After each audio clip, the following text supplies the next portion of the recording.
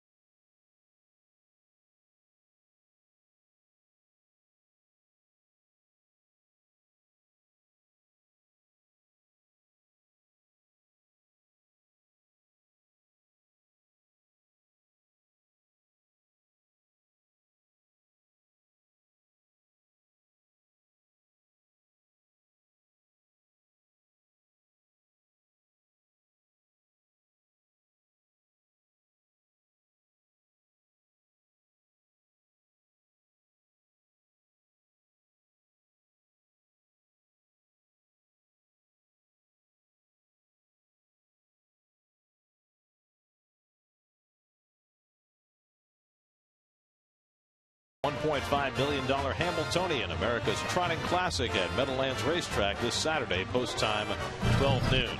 By New York 811, reminding you to always call before you dig. And by State Farm, today's State Farm agent of the game is Pat Cawley of Glendale, New York. Contact Pat at patcawley.com.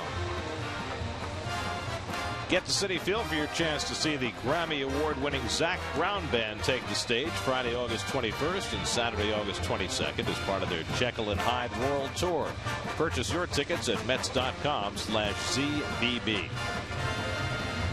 Time now for your lows never stop improving. John Neese moving up on the list of all-time wins for a Mets left-handed pitcher. Jerry Koosman way out in front, and Neese now in the top half dozen. And Neese makes the start tonight against the Marlins. Mets go for 5 in a row. First pitch is coming right up.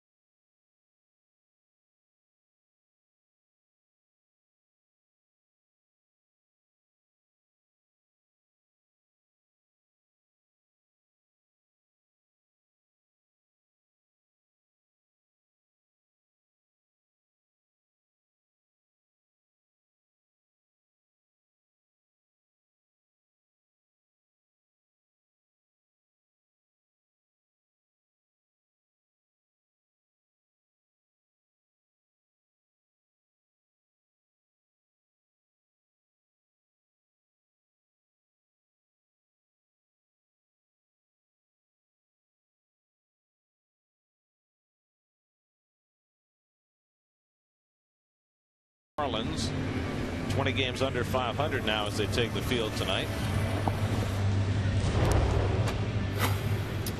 Here's your Geico Mets starting lineup tonight. Yannick Cespedes moves up to the number 2 spot on the lineup. Juan Uribe hits third against the left-hander tonight. Juan Lagares gets the start against the lefty as well in center field. He'll go in the 9-hole as the Mets face Brad Hand for the first time this year as a starter. Well, Henderson Alvarez hurt, done for the year. Matt Latos and Dan Herron both traded, so Brad Hand gets his 4th start, 35th in his career for the Marlins in 80 games. Their defense behind Mr. Hand tonight, presented to you by Coors Light. Derek Dietrich, another start in left field. He was second baseman by nature. Yelich and Gillespie in right field. Prado, Echeverria, Gordon, and McGee gets his 2nd start in a row at first base. And Real Muto is doing the majority of the catching. Did you say Mr. Hand? Mr. Hand, exactly. Just learned about Cuba and having some food, Mr. Hand. That's right.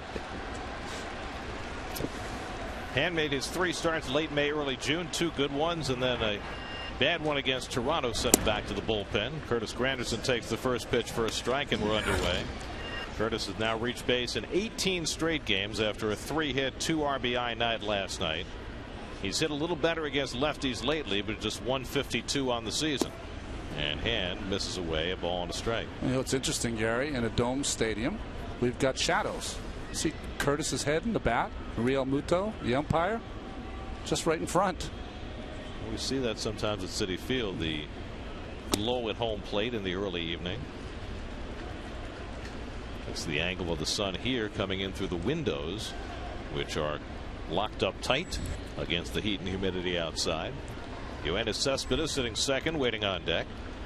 2-1 to Granderson, and Curtis swinging at the cutter. 2 balls, 2 strikes.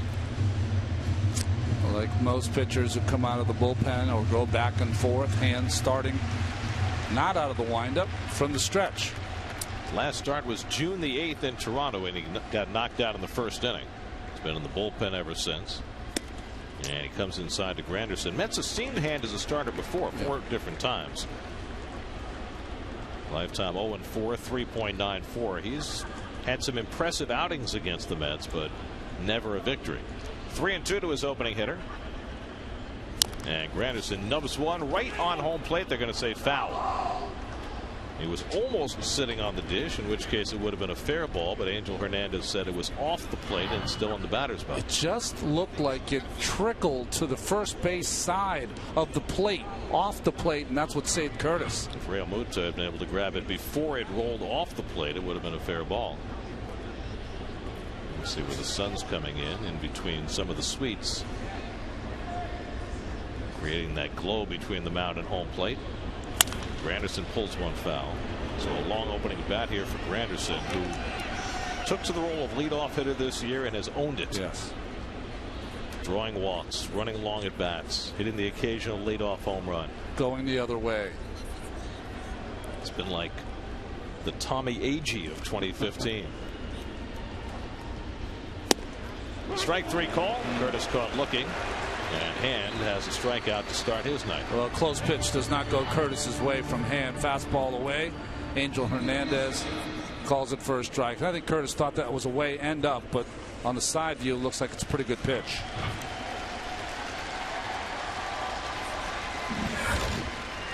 Well, you hear the Hand for Yoenis Cespedes. Some of that from Met fans, some of that from the local community here.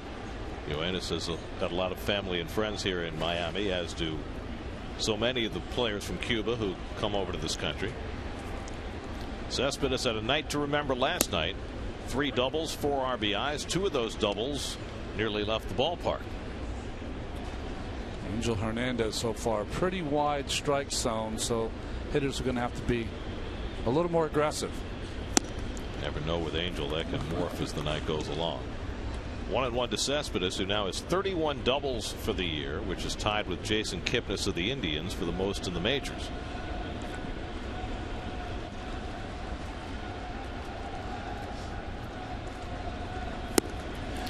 And Hand misses away at 93, 2-1. You know, Gary's been moved up to the second slot against the left-hander, but I guess that's the only thing he hasn't done this year is hit left-handed pitching. You used to see Juan Uribe on deck. Well, that's what made that move the other night by Matt Williams so curious when he walked Cespedes with the left-hander Thornton to pitch to Duda, and Duda got the game-winning hit. Because Cespedes is hitting just 179 against left-hand pitching. Only 3 of his 18 home runs have come against lefties. Well, just missed that pitch from Hand. That ball just down enough to be out of the zone. Here's the numbers. There's not a lot of left-handed starting pitching around. This is the 22nd game this year the Mets have faced a lefty starter. 22 out of 107. Used to be figured about 30%. Seems to be less than that now. 2-2 coming, and it misses way up high. So the second straight full count for Hand to start his night. Brad Hand is 25 years old, and he's one of those kids from a northern climate. He's from Chaska, Minnesota, who you figure may get better through his 20s. Cespedes hits it into right center, and he's got a base hit. Over again it is Gillespie, the center fielder, and Cespedes aboard with his 4th hit and 6 at-bats in this series. You know, that doesn't seem like such a big deal, but 3-2 pitch, it's good pitch inside, and it jams them. But all good hitters play the middle of the field when they've got 2 strikes, and Cespedes maybe beat with that pitch, but strong enough to drop it into right center field. Well, he spent 2/3 of a season around a guy who's pretty good at that, in Miguel Cabrera. Here's Juan Uribe hitting third in the order tonight. Uribe didn't play last night. This is his 8th game with the Mets.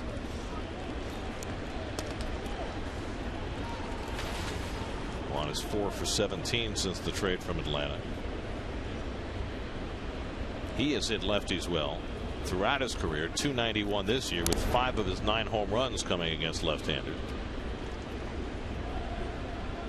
Every day when you come to the ballpark now with the Mets, you have to look at the lineup and scrutinize, because it's going to be different every day based on who's hot, based on matchups, based on lefty righty. Mets fans getting the chant going as Uribe takes up and away 2-0. 2 things for me. I look at the lineup first. Second, what's Juan Uribe wearing today? It's a very eclectic dresser. Likes to provoke a reaction. He does. He's got the cigar hanging out of his mouth as he walks in the clubhouse. 2-0 coming, and Uribe hits one toward the middle of the diamond, past the diamond. Gordon, base hit. Cespedes takes a turn and holds at second base. So back-to-back base hits for Cespedes and Uribe, and the Mets have 2 men on in the first. Again, using the middle of the diamond, Uribe, you saw those numbers. Hits well against left-handers, hand in no position to make that play. Good try by Gordon. Better base running by Cespedes. See how shallow Yelich is? No chance to go to third. Yelich has got a good arm. So 2 aboard with 1 out, and now Lucas Duda. Lucas had his home run streak cooled last night. He got to the plate 6 times. He drew 2 walks, but he also struck out 4 times. I never realized that till this morning, by the way. The golden sombrero for Duda, who was called out on strikes with the bases loaded in the 9th inning for that 4th and final strikeout. This is a left-hander that Lucas has good numbers against. 5 for 14 with a home run against Brad Hand. So the Mets trying to strike early against this depleted Miami team. And you can hear the Met fans making a lot of noise. Almost seems as though there are more of them tonight than there were last night. I think we're going to see that a lot. You know, the Mets are only playing, what, they have 56 games including tonight. Only 3 of them outside the Eastern time zone when they go to Colorado. So plenty of opportunities for Met fans to travel and be in the ballpark when the Mets are away from home now. Including this weekend in Tampa or St. Petersburg. And behind again, 2-0 to Duda. And he hits one out to left. Dietrich moving over. And he grabs it for the second out. So Duda's retired. 2 out and 2 on. And Travis d'Arnaud coming up. Lost in that 9 hits and 9 runs scored by the outfield last night was the work of d'Arnaud. I think really his first game of swinging the bat like he can. Well, he had gone 0 for 7 in his first 2 games coming off the disabled list, coming back from the elbow sprain. But last night doubled his first 2 at bats. 1 to right, 1 to left.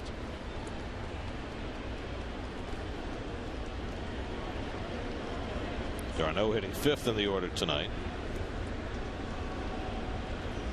It's a measure of how Travis's season has gone, with 2 stints on the disabled list and that dearth of left-hand pitching you were talking about. He's had only 9 at bats against lefties all year.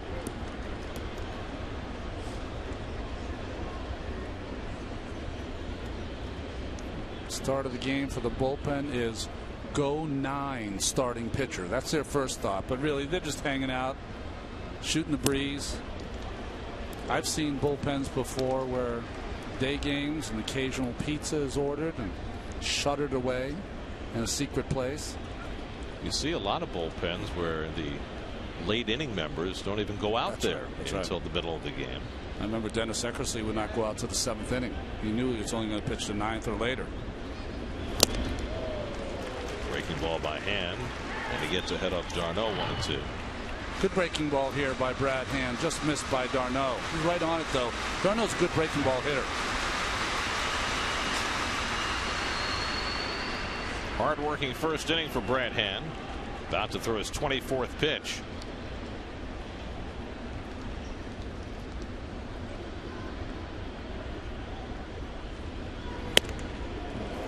That's up and in, 2-2. 95 from Hand, hardest pitch he's thrown yet. Wilmer Flores would be next, playing second base tonight.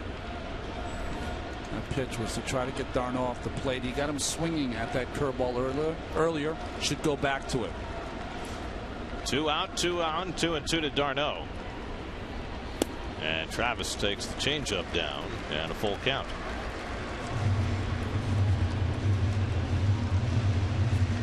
So that'll get Cespedes and Uribe in motion with 3-2 and 2 out.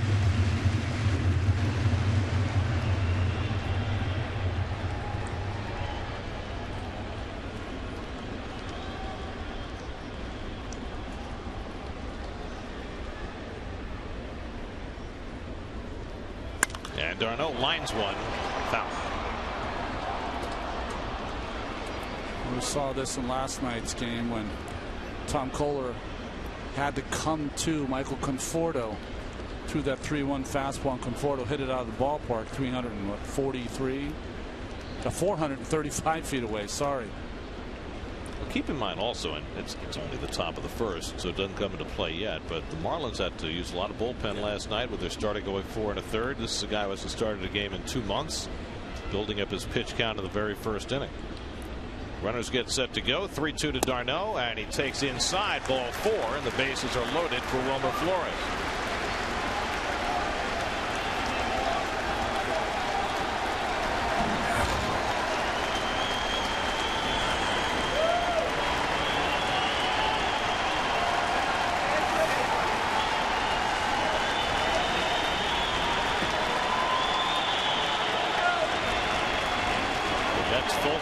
Receiving his nightly ovation.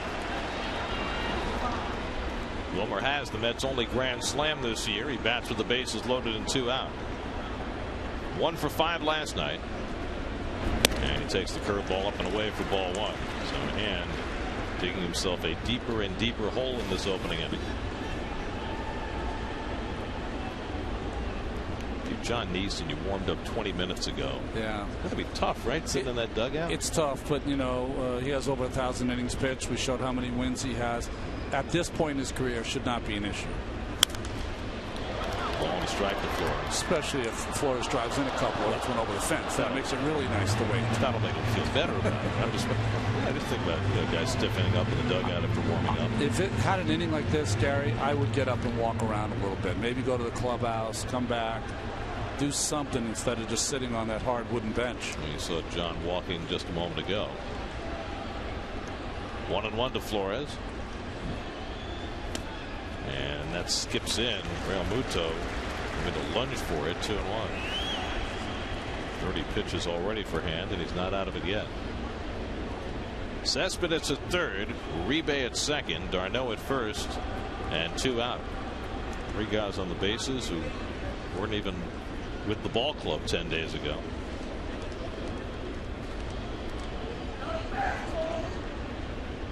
Two 1 from Hand, grounded weakly to short, and Echeverria goes to first with it, and Hand is able to escape the opening inning without a run. John Neese heads to the mound after the Mets leave him loaded in the first.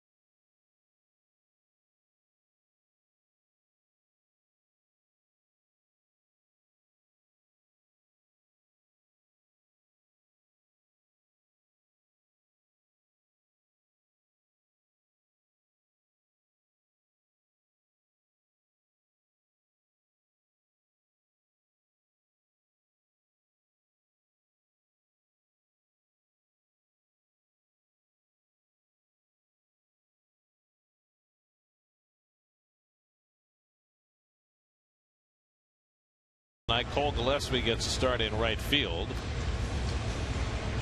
This team badly missing the big guy in the middle of the batting order. Giancarlo Stanton out with a broken hand. No relation to Brad Hand. John Neese makes his 21st start of the year. There's the cheap numbers for Jonathan Neese. July was great for him on the road. 15 2/3 consecutive scoreless innings for Jonathan. D. Gordon leads off. 1 for 4 last night. Hit every ball to third base. 3 of them soft play and 1 of them very hard. And Juan Uribe, who did not play third base last night, is playing extremely close. And Gordon bluffs the bunt anyway and takes strike 2. See the defense, Uribe, and the infielders are in 3 or 4 steps because of the speed of Gordon. Gordon with 126 hits this year, tied for the National League lead. He's cooled off significantly, particularly since he dislocated his thumb right before the All-Star break. 6 games off the disabled list, just 4 for 22. And he hits a slow one to Flores, who hurries the throw to get the first down.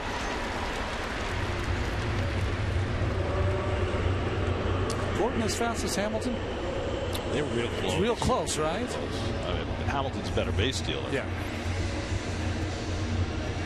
But I think Gordon can do more with his speed in terms of his bunting game. And a pretty good defensive player, D. Gordon. And Hamilton's not bad. No. Here's Cole Gillespie, the well-traveled right fielder. Got in the game late last night, went 0 for 1. This is his 19th start for Miami. Gillespie, with his 6th different major league team, played for Seattle and Toronto last year. 6 different teams. He has 319 career at bats. So he's gotten short tastes of big league life in half a dozen different uniforms.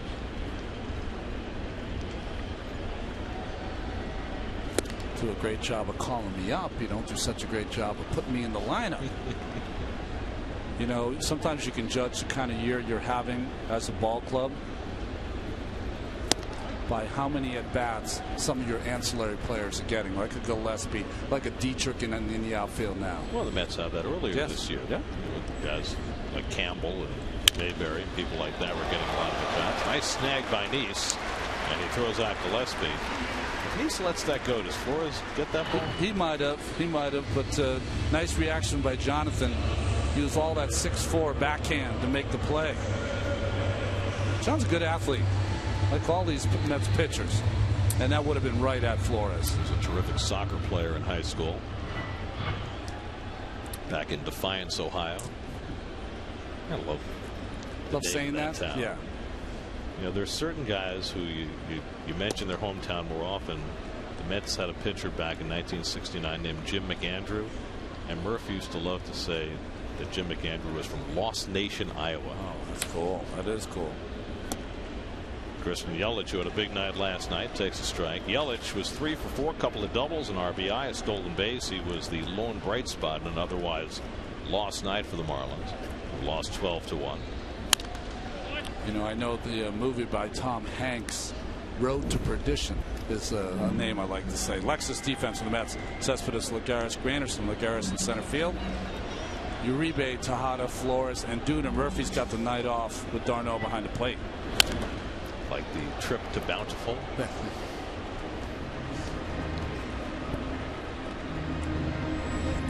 Casey McGee hitting cleanup tonight. He's on deck.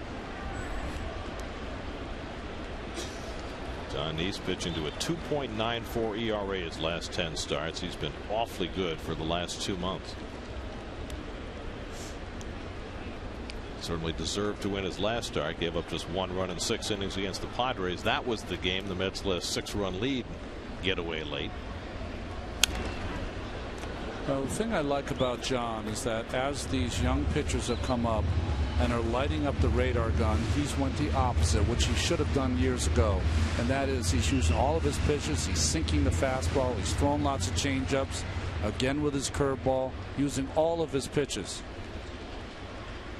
1-2 to Yelich, and he tries to dart that outside corner with the fastball and just missed. Not missed, just missed by Angel Hernandez. Curtis Granderson's on right field. You got to be kidding me, Angel.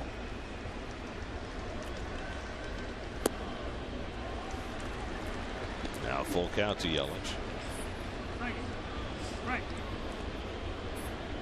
Tried to really kind of guide that cutter in there. Didn't get it close. 8th pitch of the at bat, and Yelich fouls back the fastball. Yelich just 23 years old. Got off to a dreadful start this year, but it's interesting. You look at his numbers. He has kicked it in gear pretty much from the day Stanton went down. He has taken the mantle in that lineup, hitting .348 since June 27th. And Neese gets him with a changeup to end the inning. Nice work by John Neese to strike out Yelich and finish off a 1-2-3 first. No score after 1.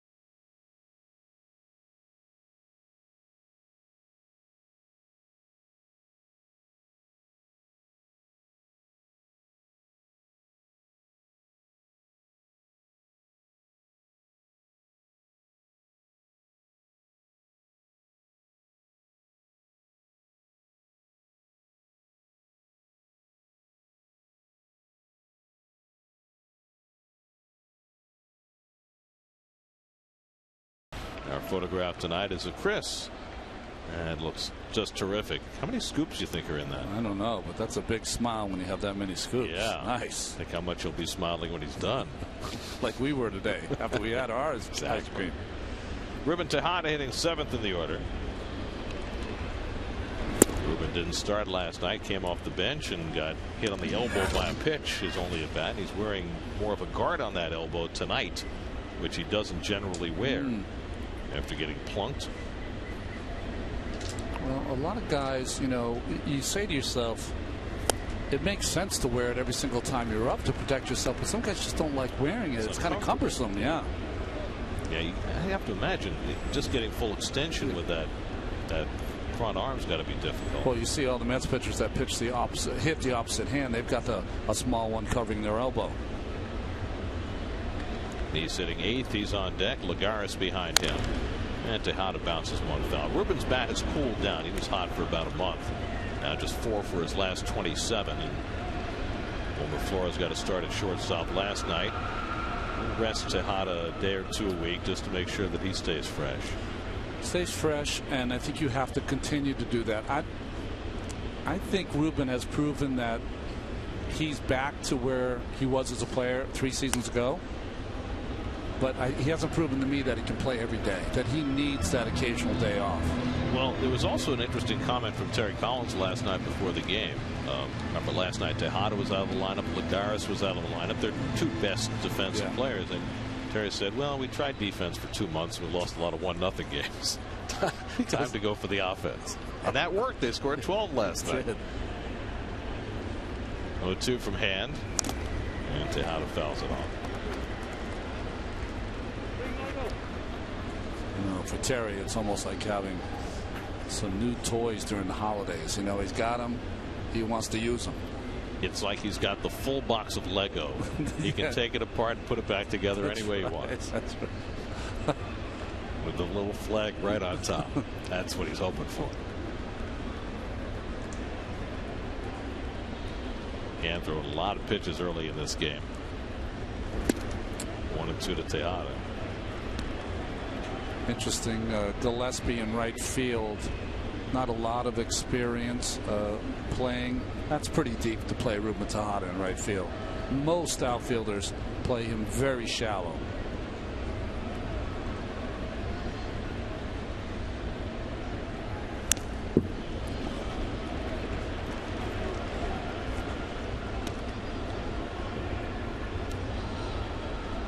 See what's going on in Philadelphia tonight. Jimmy Rollins and the Dodgers are in Philadelphia, and they gave Jimmy a double standing ovation for his first at bat. They played a video tribute to him. First game back in Philly after spending 15 years playing for that team. It's nice. But I'm told that the video tribute they played of Rollins left out his big hit against the Dodgers in the postseason in '09. Well, he didn't want his teammates to be mad at him. Well, it was the politic thing to do. I think it's a good move. Bravo. You couldn't have that tribute without highlights against the Mets. I'll tell you that. A few of those, yeah. I don't think anybody in Philly minded that at all. Ninth pitch of the at bat coming to Tejada. And he continues to work it. When we talk about Tejada looking more like he did in 2012, this is what he did time and again that year when he wound up hitting .287. Working a pitcher, falling behind in the count, fighting one off, laying off the pitch out of the strike zone.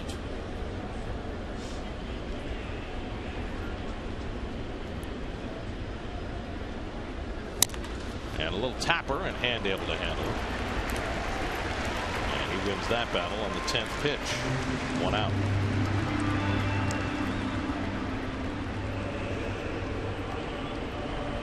Now John Neese. 6 hits, 2 RBIs this year for John. Last night Bartolo Colon got 4 at bats and got a base hit his last time up. His 6th hit of the year, matching his career high. 8 innings, 1 run given up. Really needed that. See the defense here against Neese. Center field and left field playing way over against lefty-lefty matchup. Well, not only did the Mets need Colon to have a good start, which he did last night, got plenty of run support as well. But that's 2 nights in a row now that the Mets have gotten 8 innings out of their starter, and after a homestand where some of those more important relievers got worked very hard, now all of a sudden everybody's rested. Everybody's fresh. Juan Lagares waits on deck, and he takes a fastball for a strike. 1-2.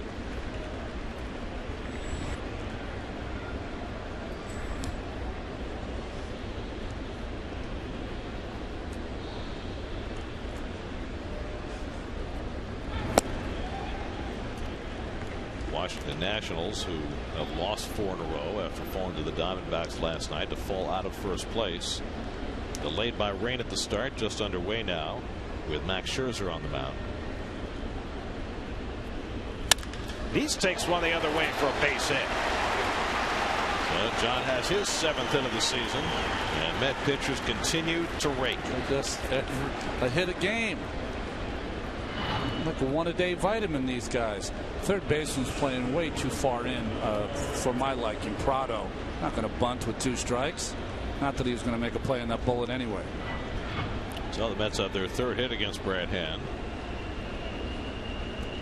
Love to see John smile. Doesn't do that nearly. No, he doesn't. Here's Lagares batting 9th in the order. Came off the bench last night, had a base hit in his only at bat. Playing time has dried up for Lagares against right-hand pitching with the arrival of Cespedes, but he'll start against lefties. Terry Collins, if you hit, you're going to play. It'll be interesting to see how Lagares reacts. He hits one out to right field. Over toward the line comes Gillespie. And that's the second out. Well, things are going to get a lot more crowded in the Mets outfield pretty soon. I mean, Conforto was sent down, brought back the next day when Nieuwenhuis went on the DL, hit his home run last night.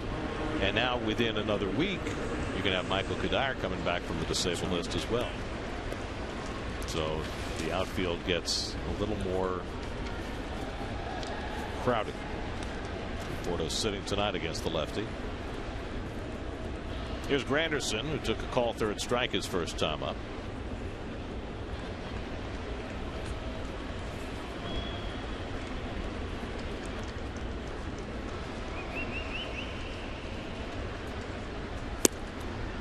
Follow the Mets wherever you are with MLB.com at Bat, the #1 app for live baseball. At Bat is up to the moment at any moment with in-game highlights, look-ins, replay reviews, radio broadcasts, StatCast, and more. Get MLB.com at Bat for your smartphone or tablet.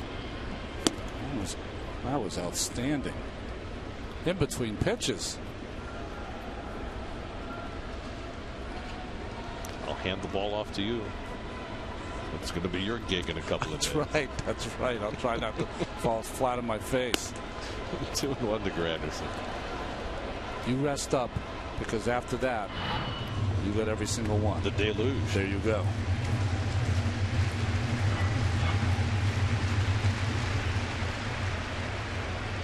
He's at first and 2 down. McGee playing behind him, daring him to steal a base. And Granderson pops it straight up.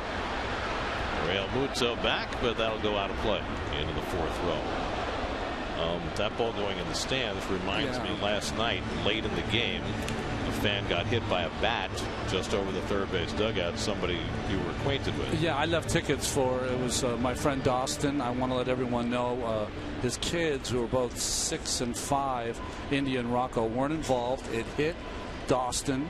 I saw him after the game. They kept him here for some time, but he is 100%. He's doing great. And the Marlins, as Granderson gets called out, were so nice and gave the kids a lot of stuff, brought them on the field. They met Giancarlo Stanton. It was just a nice thing for the Marlins to do. Glad it all worked out okay without anybody getting seriously hurt. To the bottom of the second, no score.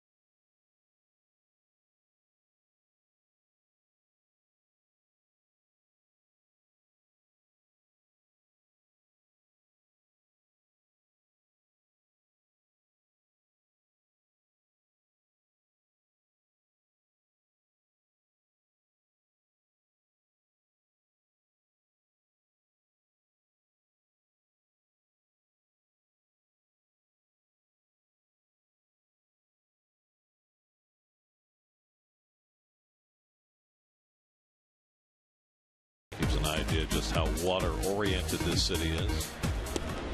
John D starts Casey McGee with a curveball as we start the bottom of the second. McGee 1 for 2 last night. Playing his 20th game back with the Marlins after the Giants let him go. And he's fallen behind him 2-0.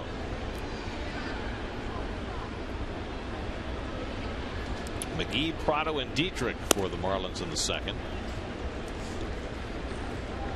After Nice retired the side in order in the first.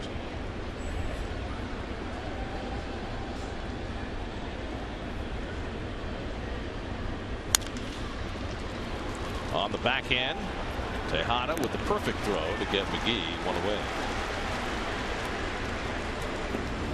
John's fallen behind some hitters early in this game, but been able to work through that. Last night, Colon didn't walk a batter. In fact, the Mets pitching staff didn't walk a batter for the 17th time this year, which is now only one shy of the Mets club record for most walkless games in a season. That's amazing to me. They are bested, though. I think Blue Jays have 18. Blue Jays pitching staff. 1968, the year of the pitcher. Yeah. 1976, Seaver's last full year as a Met, and 2001 are the only years where Mets have had 18 walkless games from their pitchers, and they have 17 already with 50-some games to go. Well, they're going to have to continue to pitch like that, especially on the road. I was looking at their road record, which is not good, of course. Everyone knows that out there. But last 14 games are 8-6, so they're trending better. Prado down on 3 pitches, and another withering look for Angel Hernandez. He's had half a dozen of those in the first 2 innings. That ball's up and away, but it gets called anyway. I mean, that's a cutter that comes around the plate high. Prado, if anyone, knows the strike zone. So 2 out and nobody on. Now Derek Dietrich. Dietrich's been getting some time in left field lately, and in there even against the lefty. He's only had 8 at bats against left-hand pitching this year. Dan Jennings' options are getting rather limited right now with all the trades they've made and with the injury to Stanton. And the continuing exile of Marcell Ozuna, who is in the minor leagues, struggled early in the season, but seems, at least on the surface, to be kept in the minors right now to save the Marlins a year of arbitration. You're telling me he should not be here and facing John Neese tonight? I mean, come on. They've got Derek Dietrich and Cole Gillespie in their outfield tonight, and Marcell Ozuna is sitting in the minor leagues. 27 home runs last year. I mean, should be here. 2-2 to Dietrich. You know, the one way I would say it, and I don't know this to be true at all, so don't attribute this to Marcell. I've seen teams do that to players who were not hustling, who weren't playing properly. They would send down to the minor leagues for some time, but this one seems curious, at least. Well, we hear a lot of talk about Super 2 and things like that, and that's usually players whose careers have not yet begun, but sometimes the same can apply to mid-career guys as teams try and keep their control and keep their contractual rights. And it's allowed under the rules. The question is, should the rules change? And Dietrich is hit by the pitch, I think. Yeah. Finally tosses the bat away and goes to first. I guess it's stung. Would have been ball 4 anyway. Well, he's looking for a strike, and he gets a 3-2 curveball that doesn't even come close. So that's the first base runner of the night for Miami. So still no walks. Interesting choice of pitches, though, for John, wasn't it? Here's Real Muto, the catcher, went 0 for 3 last night. It's been an impressive rookie year for JT Real Muto, but his numbers are down lately, and you wonder whether all the catching he's done is starting to catch up a little bit. First pitch swinging, and Uribe takes care of that to end the inning. A hit batsman and a man left on after 2. Mets and Marlins, no score.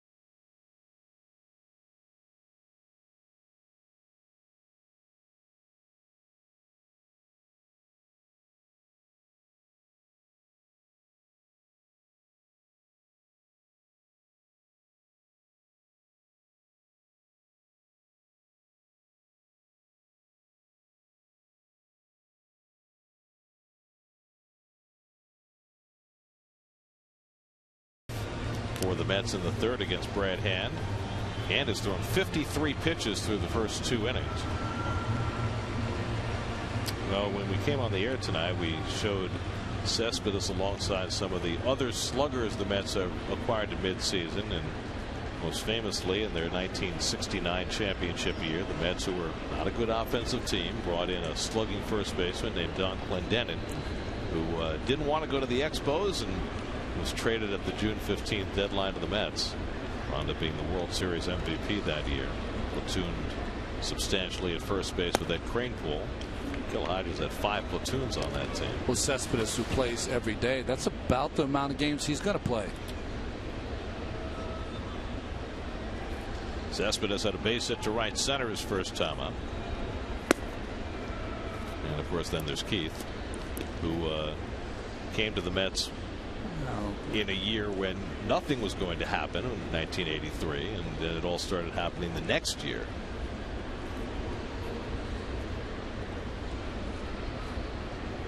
Also back when the trading deadline was June 15th.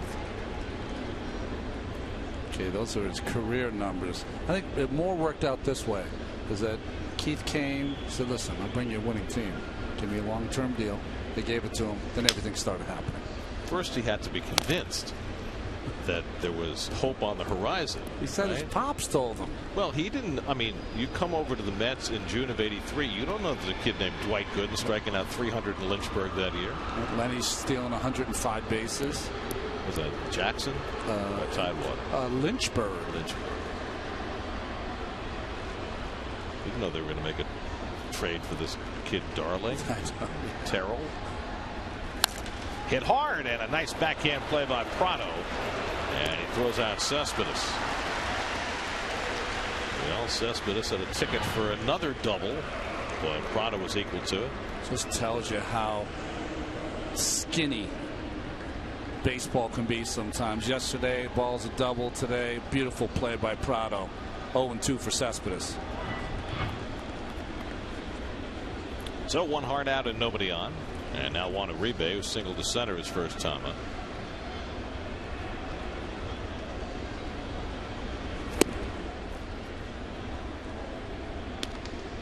Of course, the other big slugger the Mets acquired midseason was in 1998 when they made a trade with these Marlins to get Mike Piazza, who had been a Marlin for less than a week.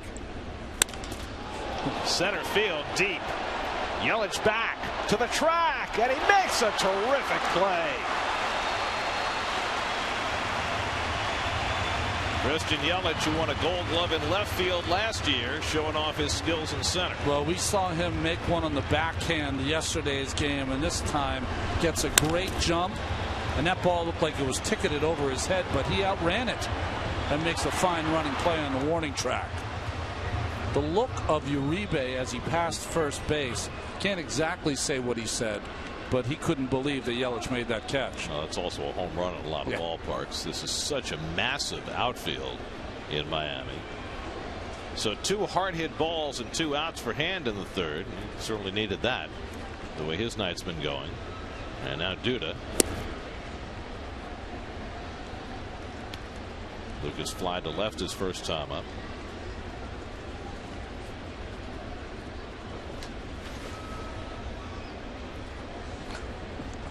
Uribe still can't believe that wasn't an extra base hit. He's telling his tale. The things that will be said on the bench during things like that, well, Uribe will say, I got all of that, man. And the guys on the bench say, you're getting old. You know, you're not be able to hit the ball like you used to. So then you'll have arguments back and forth. It's part of the back and forth you have in dugouts all year long.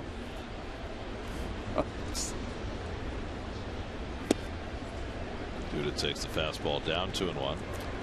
Meanwhile, in Washington, the Nats have scored 3 against Patrick Corbin in the bottom of the first. Yunel Escobar led off the inning with a home run, and they scored 2 more. So the Nats off to a fast start tonight with Scherzer pitching for them. 2-1 from Hand, and Duda pulls one sharply, and that one goes by McGee and down the line. Over quickly Gillespie, and he'll hold Duda to 1 base. That'll be a base hit for Duda. McGee has not looked comfortable playing first base so far in this series.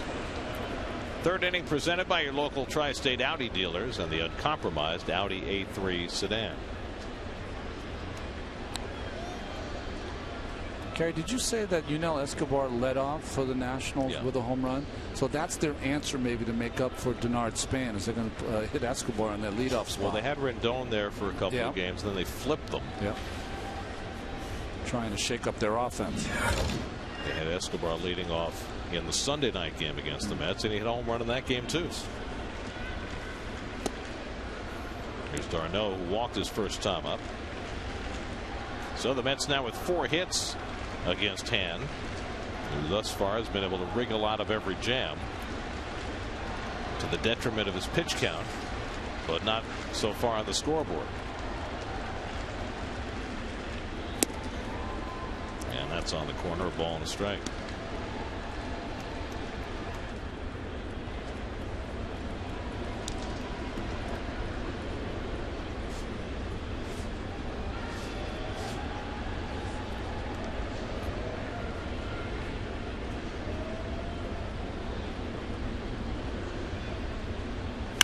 d'Arnaud rifles one foul. 1-2.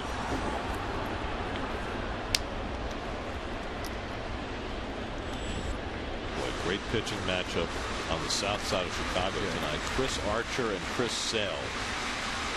Now Archer's going to face the Mets this weekend. He's going to pitch on Sunday. They have an off day, but they are depleted in some of their starting pitching also because of injury. So Archer will pitch tonight, and then he'll pitch Sunday against the Mets against Cologne. 1-2. And d'Arnaud gets tied up, but he held the swing.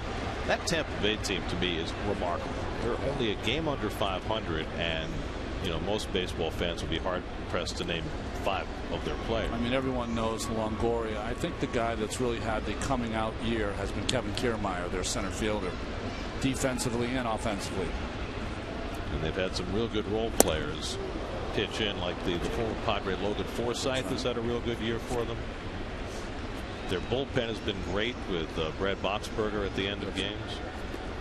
And there's Tampa Bay hanging in, only 2 games out on the wild card. So you know that's not a gimme series by any means for the Mets going in there to play the Rays. Especially with Archer pitching on Sunday. Archer 3rd in baseball in strikeouts, 173. Chris Sale, number 1 in strikeouts. Duda will run. 3-2 coming to d'Arnaud, and he fouls it off. And you get Jake Odorizzi on Friday night, who is having a very good year for the Rays as well. ERA well under 3.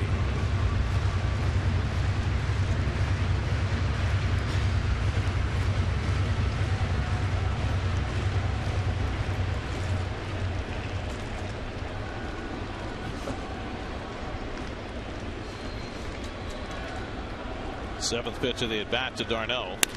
Bounces one toward the hole, and McGee able to snag this one and get the 3rd out. So Hand continues living dangerously, but so far has kept the Mets off the board.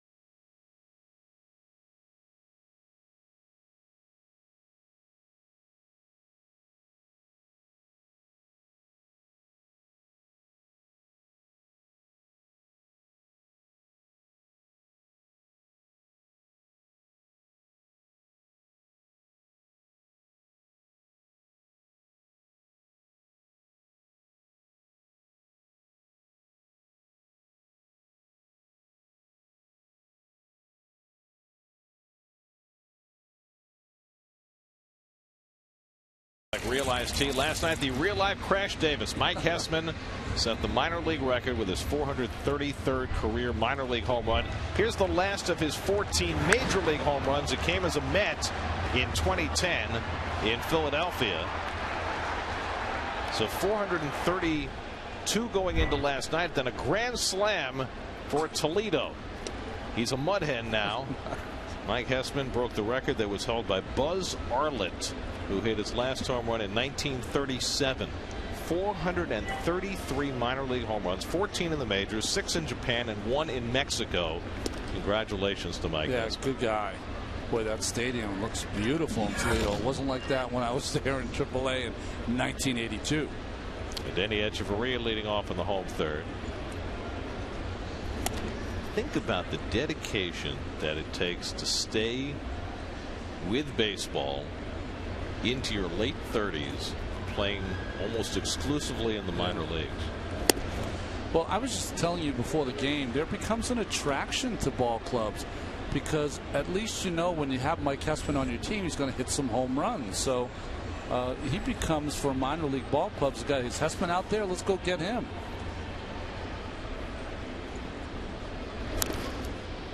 Maria just got a piece of the changeup. Darnell got hit again twice last night and another one just right there. And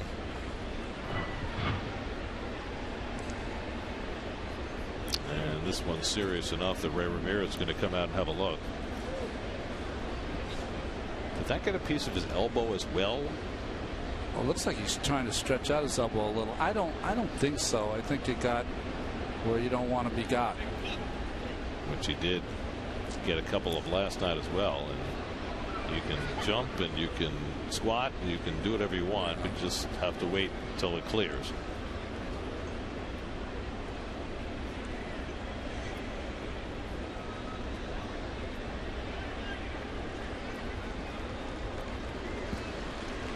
Shakes it off like all catchers. Boy, what a tough position that is. And all you can do is smile that wry smile and say, hope it doesn't happen again. The tight lip smile.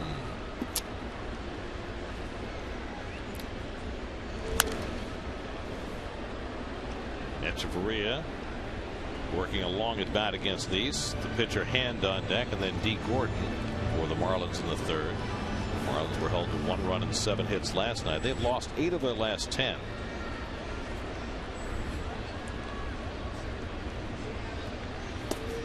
One of the 2 games they won in that span was day before yesterday, and it was Echeverria who hit the walk-off home run to beat the Padres.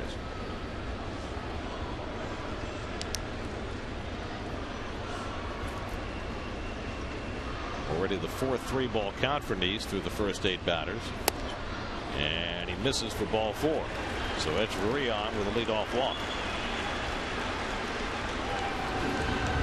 Sunday on an all-new Mets Insider, from unknown to a national superstar. Get an inside look at Jacob deGrom's success and his journey to stardom on Mets Insider, presented by WB Mason, Sunday at 4:30, only on SNY.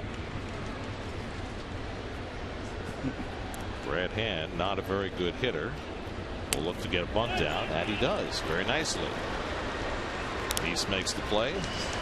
1-4 on the sacrifice, and Echeverria is on second. Hand made that look easy, didn't he? He had it in hand. He performed handily. We were talking about Jacob. So when Jacob goes to Tampa, he won't be pitching. Well, will he be pitching this weekend? Yeah, he goes Friday night. Yeah, so Friday night. I mean, that's close to where he grew up, right? Not too far from DeLand, Florida, and Stetson University. D. Gordon, the batter, and even with a runner at second and 1 out in a spot that certainly does not call for a bunt, the corners are in against Gordon. It's always a threat. It's part of his game. You know, you can't take that away. That's how he plays. And if he bunts, he might bunt to where Flores holding the runner is at. He might pull it along with him towards the right side. Well, Gordon tied with Paul Goldschmidt for the National League lead in hits. 19 of those 126 have come against the Mets. Presented by DraftKings. Play daily fantasy baseball for free on DraftKings.com. Enter promo code NYM for free entry. Gordon slashes one foul. Gordon came into the night hitting .422 against Mets pitching this year. Cole Gillespie is on deck. Hit leaders always seem to have a couple of Rockies in there every year.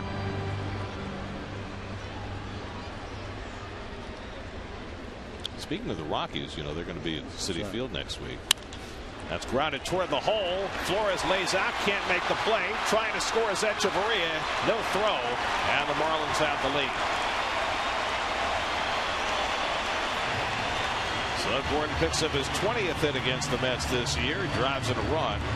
And the Marlins lead 1-0. Well, the leadoff walk cost Jonathan and the Mets. I told you that Wilmer Flores was holding the runner close to second. So that hole was awfully huge to the right side.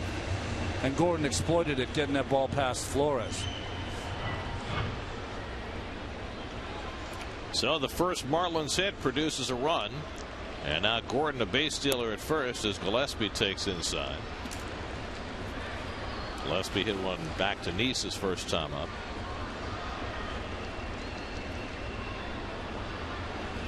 This team's trying to fight to do anything. Hit and run maybe here. Gordon has 34 stolen bases. He's been caught 13 times, so his percentage is not great, 72%. Nice just generally does a very good job controlling the running game.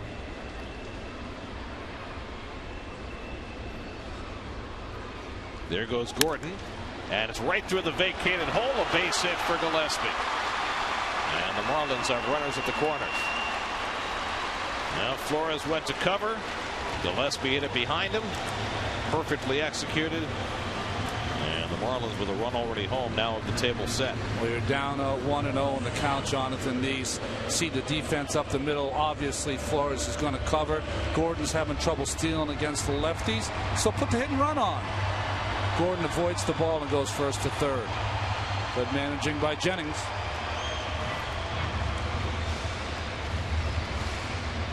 So Gillespie executing the hit and run.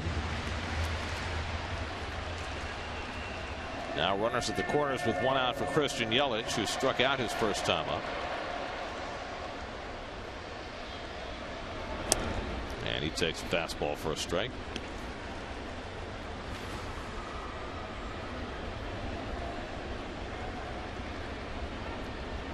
He's a ground ball pitcher in need of a ground ball. And he gets one. Flores with the flip. The turn by Tejada. Double play ends the inning. 4-6-3, and the Marlins settle for just the one run.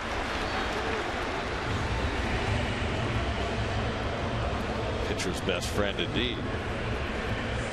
After 3 in Miami, Marlins 1, Mets nothing.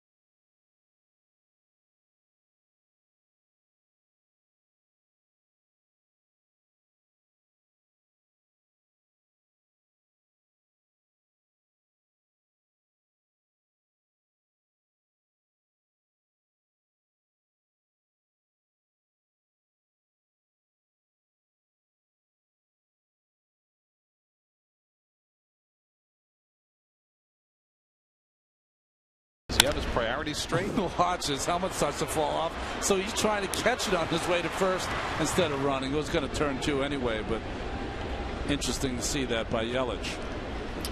So the Mets down 1-0 as they come to bat in the 4th against Brad Hand, who has been walking the tightrope tonight through 3 innings. Wilmer Flores leads off. Flores grounded out with the bases loaded to end the 1st inning. Mets left runners in the 2nd and 3rd as well. 71 pitches through 3 innings for Hand, who hasn't made a start since June 8th, and so they've already got the bullpen up for Miami in the 4th. Hit sharply, but right at Echeverria. And he makes a high throw, but McGee comes down with it and gets the tag on Flores. 1 out.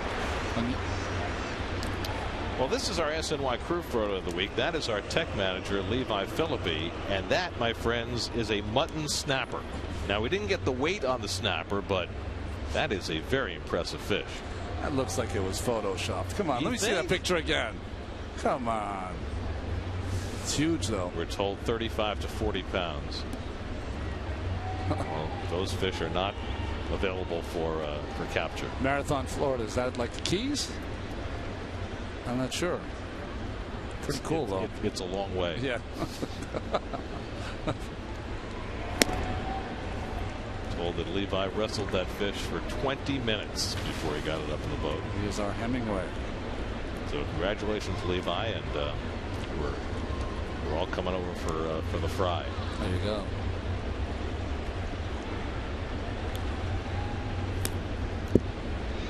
By Real Muto. There's Adam Conley, the rookie left-hander, up in the bullpen for the Marlins. He was a starter in the minors, so it makes sense he'd be up in long relief.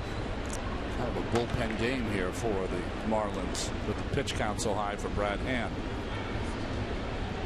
He's been behind a lot of hitters. He's only walked 1, but so far scraping by.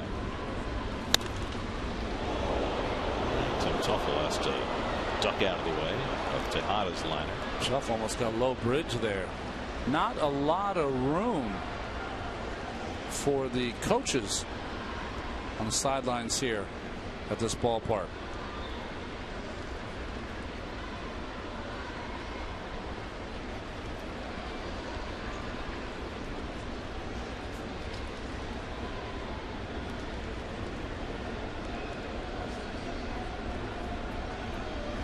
Tejada whacks one into center field, and he's got himself a base hit. So the Mets have their 5th hit of the night. And if you're Dan Jennings, what is your exit point with Brad Hand? Well, I think he's trying to get him through this inning, of course. Bottom of the lineup. You would think Nice would be bunting unless Prado really plays him in. And he let Nice swing away personally. John hit a bullet through the left side for a base hit his first time up. Prado is in, but not way in. Nice gives the bunt away as Hand throws over.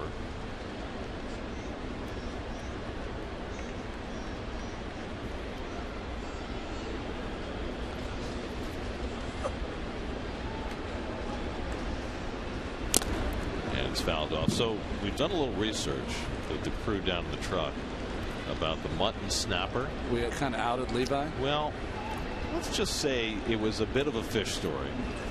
Another one that apparently the largest mutton snapper ever caught was 34 pounds. So the likelihood of Levi's mutton snapper being 35 to 40 probably a little unlikely.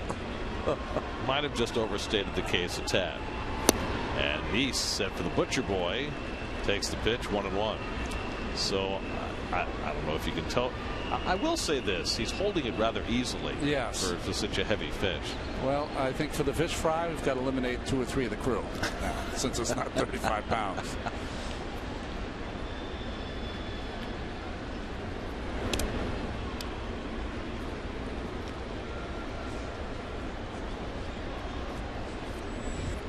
Juan Lagares sitting 9th in the order, waiting on deck.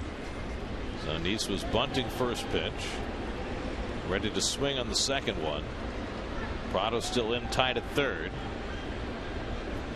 And the runner goes. He plays hit and run, and it goes foul.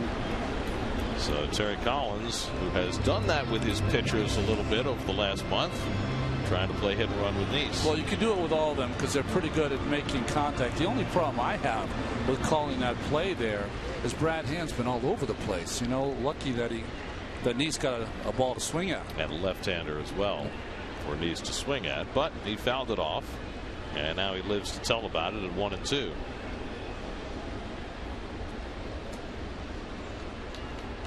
And Prado still not convinced, in tied at third.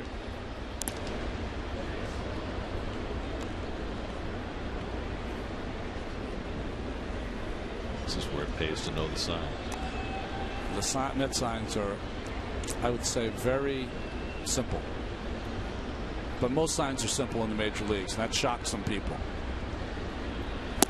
Strike 3 called, and gets him looking at a curveball. And that's his third strikeout. When you say simple, how simple are we talking about? It's lowest common denominator stuff, Gary. That's how it works. Good curveball there from Brad Hand. So what your signs are only as complicated as the guy on your team who's not very good at getting signs. That's who you play to. So how easy is it for the other team to steal your signs? Well, you mix them up. You mix them up every 2 months or so. That's how you stop it. Wouldn't that make it harder on your lowest common denominator? Well, sometimes they're not there anymore. Here's Lagares, who flied to right his first time, and he takes the strike. I remember when Davey Johnson took over. Bobby Valentine was the third base coach. Bobby came into Davey's office. He had worked for weeks on putting all the signs together. He went through the first course of signs. Dave said, "That's way too hard, Bobby. You can't use those." He dumbed them down a little bit. He said, "Those are too hard too." Well, and of course, anytime you trade a player away, you got to change the signs, right? That's right. Especially within division. I mean, the Mets picked up a couple of guys from the Braves. They probably have to change all their signs. I mean, this is how easy it became at some point. Wipe down the sleeve, steal. Oh, it's an alliteration. Oh, yes. It's embarrassing for me to even say it out loud. I mean, do you at least have an indicator? Oh, so you have an indicator. Sometimes there's always an indicator. Sometimes the bill of the hat. But if you don't want to put it on, you know how you wipe it off? You wipe your chest. 101. Lagares chops one, and Chavarria in for the flip, and that retires the side. Belt is the bunt. Wow, that's like poetry. We've already heard our fish story.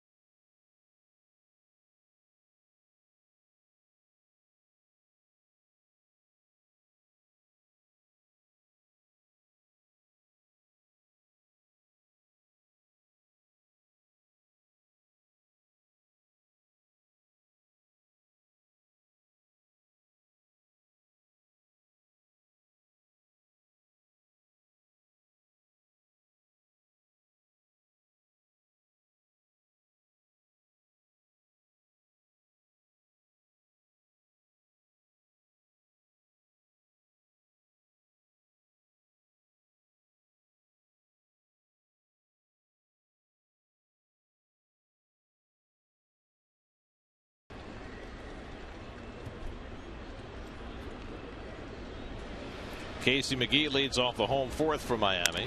And he flies one deep to center. Lagares back. Can of corn. 1 out. 1 out and nobody on. Martin Prado coming up against John Neese. Let's check in with Steve Gelb. Steve?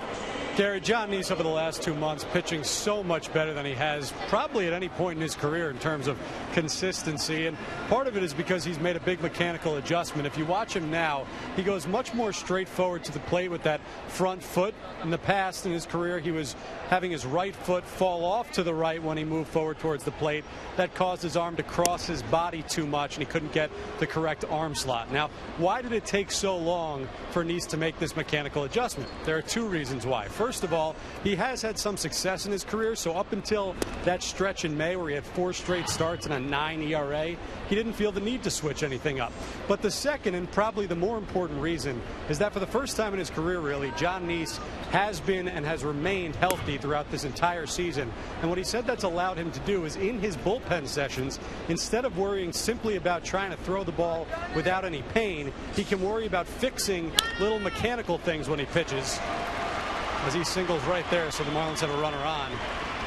But he can focus on those little things to make him a better pitcher, something that, quite frankly, he wasn't able to do at points in his career leading up to this season. Well, I think that you really hit nicely, Steve, on the mechanics part of it, and that John has been healthy. A part of that has been they've been on a 6-man rotation, and pitching once a week has helped him. But I think, very simply, he fell in love with one pitch, the cutter, and it took away 3 or 4 of his other pitches for a couple of years, and it took him some time to find it again. Now he's using all his pitches, so he's less predictable. Less predictable equals more success. Well, the role he's on right now has really helped sustain this Mets pitching staff. And you know, you mentioned the extra rest, and the numbers are pretty stark. John has done much better with extra rest than he has on regular rest. He's going on regular rest tonight. You know, they're protecting the innings of the younger pitchers, but it may be Neese who is benefiting most of all. That's what probably slots somebody in next week when they play those 4 games with the Rockies at home, to give everybody an extra day. That's right. Push those starters back a little bit.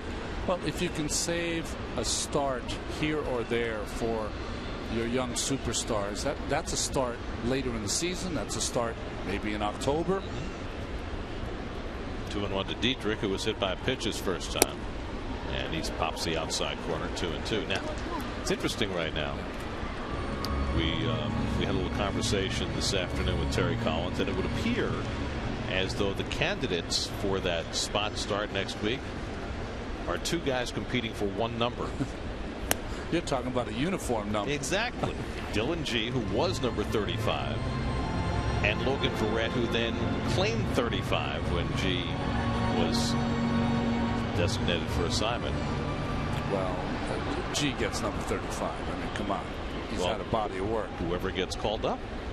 Well, I guess you're right. I guess you're right. It's the next guy in line. He strikes out Dietrich for the 2nd out.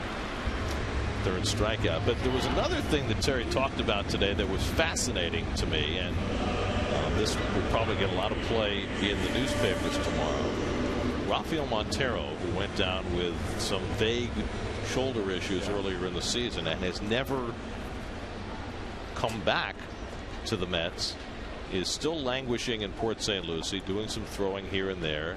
And Terry said that on Thursday, when the Mets are off between their series here and their series in St. Petersburg, he intends to go to Port St. Lucie to see a few people. He wants to see Jerry Blevins. He wants to see how Michael Kadyr's doing, but particularly wants to see Rafael Montero and look him in the eye and find out what's going on with him. And the clear indication was, and Terry said, look, I have no idea what's going on within his shoulder, is he said, I need to motivate him.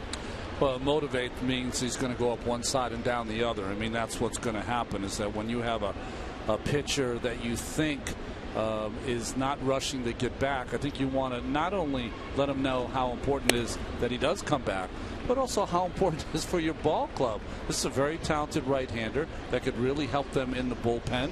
But he is suspended. He might be able to fit in that kind of role. So mean, sometimes going down and letting the player know that we need you, start to work, get it going. From the manager of the ball club sometimes works more than the guys that are down there in Port St. Lucie. Now, how easy or difficult is it, if you're Terry Collins, to know what's going on with Montero, whether he's got a mental block against cutting it loose or whether there's actually something wrong with his shoulder? How do you know? I think what has happened already, he's talked to the coaches that are down there, and that's why he's making the visit. He heard something that he didn't like to hear, and that's the reason he's making the visit down to Port St. Lucie. Tejada makes the flip to Flores. That retires the side. He's through 4, down in this game 1-0.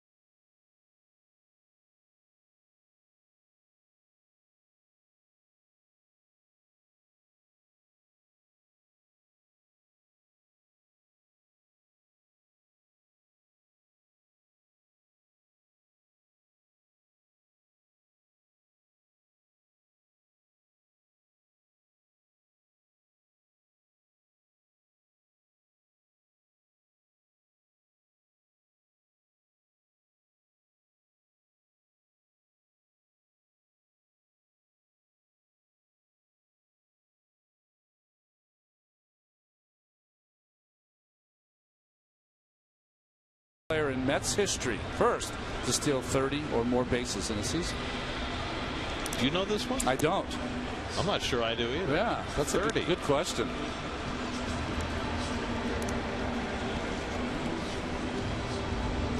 Maybe in the go-go 70s. Who knows? I'm just wondering before that. This is rookie left-hander Adam Conley on in relief now for the Marlins. From Washington State, the young left-hander, you can see his numbers so far this season. Because of the depletion of a lot of these pitchers, a lot of these guys are learning on the job. Conley got a good live arm. Reminds me a little bit of Andrew Miller now, the closer for the New York Yankees.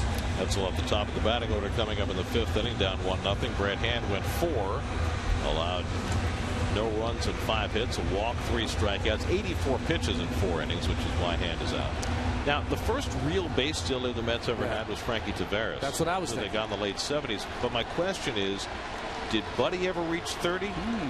Because that would be the guy. Okay. If it's not Tavares, it would have to be Buddy Harrelson. So it's one of the two. Curtis Granderson takes a strike. I don't think it was anybody before Buddy.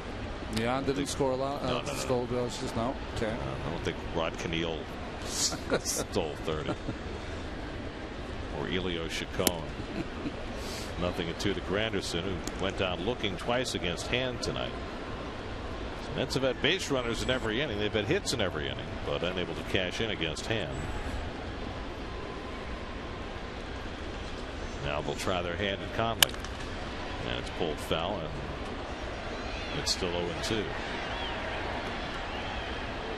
What do you think? You think Buddy ever stole 30? You know, whenever I think of these questions, I try to put it in context because, you know, stealing bases in the 60s it was different. You know, you stole bases when you had to steal a base as opposed to amassing great numbers, unless you were, you know, Lou Brock, Maury Wills. Right. All right. Well, on that note, I'm going to go with Frankie Tavares. Okay. Hope I didn't take you off your winner. Yeah. You know, what's the prize? It's just a little pride, that's all. Had that ripped out plenty of times. No big deal. Just another night. Who was the first player in Mets history? Tommy Agee. Leadoff hitter. That's great.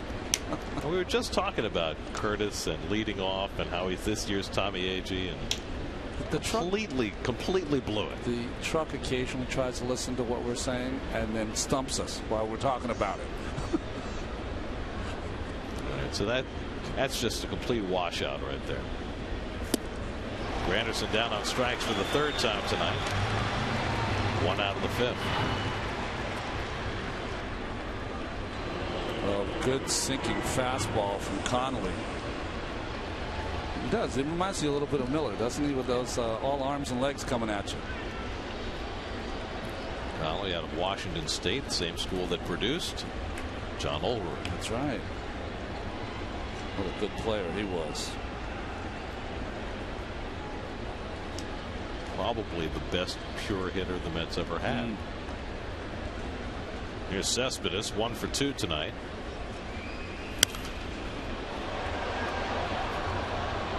Cespedes single to right center in the first. Mets would load the bases in the first, but failed to score, and then he hit a shot to third, and Prado made a nice backhand play and threw him out. Conley's made a start for the Marlins this year. This is now his third relief outing. Second round pick back in 2011. Ball and strike to Cespedes. Conley at AAA this year, 9-3, 2.52 ERA in 18 starts. So he was ready after pitching half a season in AAA last year.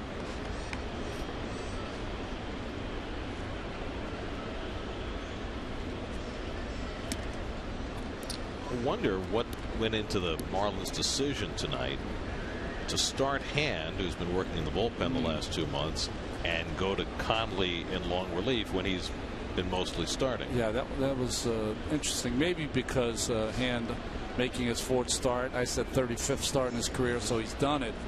Maybe trying to ease this young lefty into the rotation.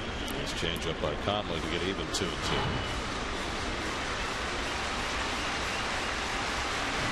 Makes Cespedes look silly. You know, it's a good pitch.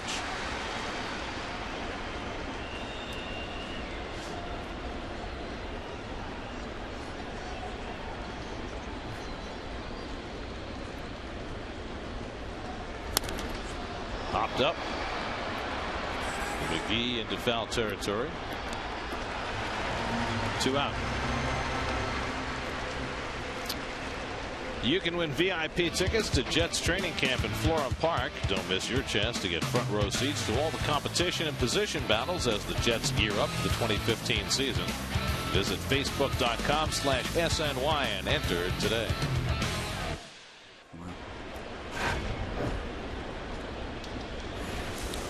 Here's Juan Uribe, who's hit 2 balls hard tonight.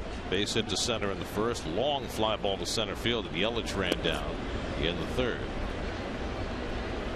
So John Olerud, 2,239 hits. On base percentage career 389. Sorry, 398. Some people forget too, he was a wonderful pitcher in college. He do it all. Well, he had the highest single season batting average in Mets history in 1998, 354, and then the next year he walked 125 times because nobody wanted to pitch to him. Uribe hits this one to center. Easier play for Yelich this time.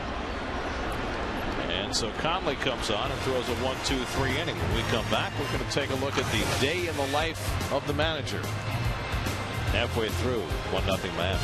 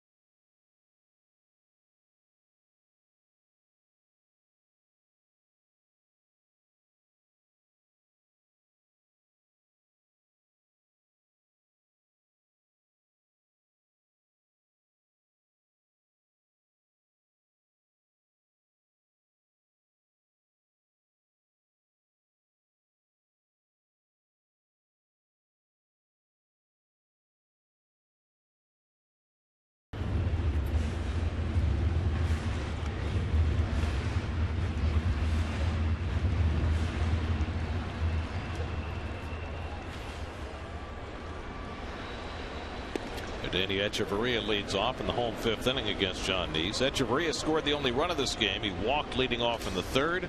A sacrifice bunt and a base hit by D. Gordon produced the game's only run. And Neese with a good curveball has him lunging, a ball and a strike. John has walked just that one, struck out 3, hit a batter, allowed a run on 3 hits.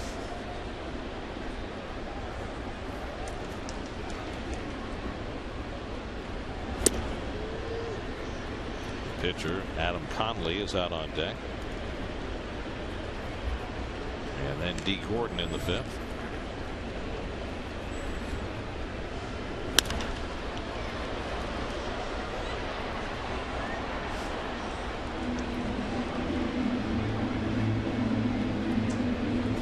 Echeverria's turned himself into a pretty good offensive player. A lot of RBIs for a lot of time spent hitting in that 8th hole. Grounds one down to 3rd. Uribe stumbles, and the throw off the bag, and Duda apparently missed the tag, and we'll see whether the Mets challenge this. Duda tried to swipe the tag on Echeverria going by, and first base umpire Bill Wilkie said he missed him. Well, the stumble by Uribe kind of cost him the play, made it close, and then the throw up the line. Let's see if Duda gets him. Boy, very close play, hard call for the first base umpire. Let's see through Jonathan. Hard to tell. And if it's hard to tell, you're not going to change it. Mets are not going to challenge. It'll be an error charge to Uribe, allowing Echeverria to reach.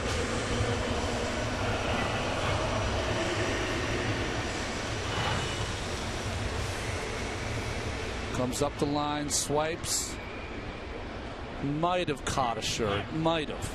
Conley gets the bunt down nicely. So for the 2nd time, a Marlins pitcher executes a sacrifice, 1-4, moving Echeverria to 2nd. Well, the fans see Terry Collins standing in the dugout. What they don't know is that a major league manager puts in an extraordinarily long day. When we're at home, I'm at the park at about 11:15. You know, I do my own little thing. I like to try to stay in shape as best I can. When I'm done by 1 o'clock, now it's time to get ready for the game. And I review things of last night's game. I look at perhaps some at bats. I want to see what went wrong, what some of our pitchers are doing wrong. Then all of a sudden you start to review the teams that you're playing tonight, or the pitcher you're playing tonight, to figure out what lineup you think is going to be the best against that guy. We have a coaches meeting that proceeds a lot with the hitting guys and the pitching guys. I'm informed of what relievers are available and who aren't available, how much work they could possibly do in case you have to go extra innings. The same offensively, we talk to the hitting guys about what's going to take place today, what we're working on, so that we try to cover all our bases. See, there's not a day go by, and that's what I've tried to tell the right. This isn't just walk in and pull names out of a hat. There's, and especially with all the numbers you have today and all the film and everything else, you have an idea of, when you walk in the ballpark, what you think's the best lineup, and doesn't always work because the other team's pretty good too. They're big leaguers. So, but at least there's some thought process. And then when it comes that BP time and those guys start to get ready, you turn it over to them because that's the product and they're the ones that have to go get it done. Meanwhile, Cole Gillespie at the plate with a runner at 3rd and 1 out. You and I are around Terry all the time. It's hard to tell sometimes that he's 66 years old, isn't it? He is just an incredible bundle of energy. And I think the players feed off that as well. Neese misses with a changeup, and it's 1-1. He's buttoned up, I'll tell you that. Well, he's been down this road before, I think he learned a lot of lessons in his first 2 stops in the big leagues in Houston and Anaheim. It took him 11 years to get back, and he's taken advantage of every day. Well, there's 2 things, I think, coming back that he wanted to control. He wanted to control his clubhouse, because that had gotten away from him a couple of times in his other managerial gigs, and he wanted to control his temper. I think both he's done perfectly. Here's a strike to Gillespie, 2-2. Gillespie had a hit and run single in the 3rd. More on Terry coming up in the next inning. Steve Yelps has some interesting thoughts on Terry. Fastball, strike 3 call. Gillespie caught looking, and he's able to work around the error in the bottom of the 5th. 4 strikeouts now for John. Still 1-0 Miami.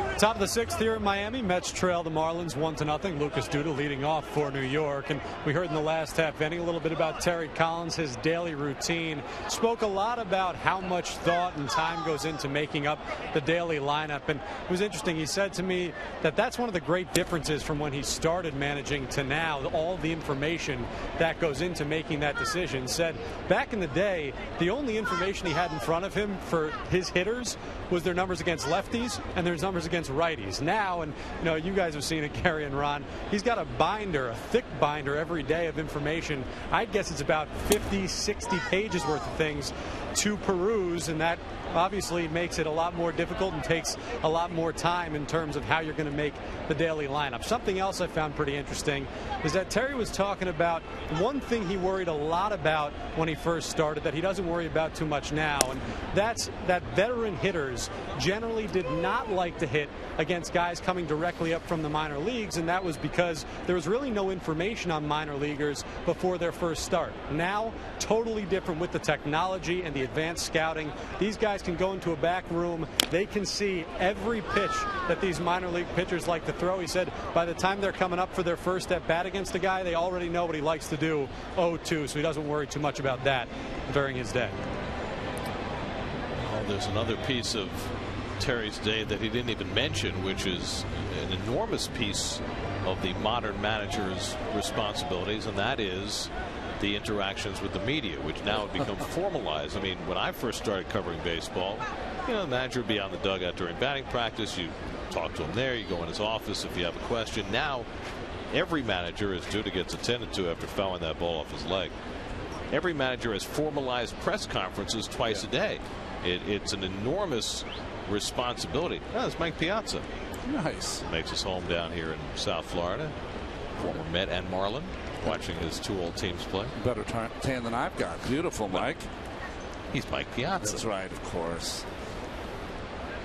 One of my favorites. But you and I have both been around managers in the past who were not great communicators with the media. You can't be that anymore. No. The responsibility to communicate twice a day has become huge. And you can't lose your temper either, because it's easy. You get asked some questions that I'll be in the room listening to a question, and it'll be someone as Duda strikes out. Boy, Connolly looks good so far. I've been in some of these meetings where the question is asked by someone who doesn't follow the team every day, and everyone in the room rolls their eyes like, I mean, how can you ask that question? It has nothing to do with the team right now. But Terry always handles it and calls the guy by name and says, well, I don't think that's what's going on right now. Dude is still hurting after fouling that ball off his leg. Brian Chickalow, the assistant athletic trainer, will see if he's all right. Meanwhile, Darno hooks one down to third, and Prano throws him out. So Conley's faced 5 and retired them all. And guys, you talk about communicating with the media for Terry Collins. How about his own players? Fans probably wondering, does he address the team every day as a group? And he tries to do that as few times as possible, just because baseball is such a daily grind. You don't want guys to tune you out. But something that Terry does make a point of each and every day is, even if it's just a hello, nice game last night, how you feeling, he makes a point of talking to each individual guy. The reason for that being, if he really does have something he wants to say to someone, if he goes, let's say, 2 weeks without talking to them, the second that he pulls them aside, the whole clubhouse is going to be looking, saying, hey, what's going on over there? This guy in trouble. He doesn't want to keep the clubhouse uptight like that, wants to keep it as loose as possible, so speaks to each individual guy to make sure that doesn't happen.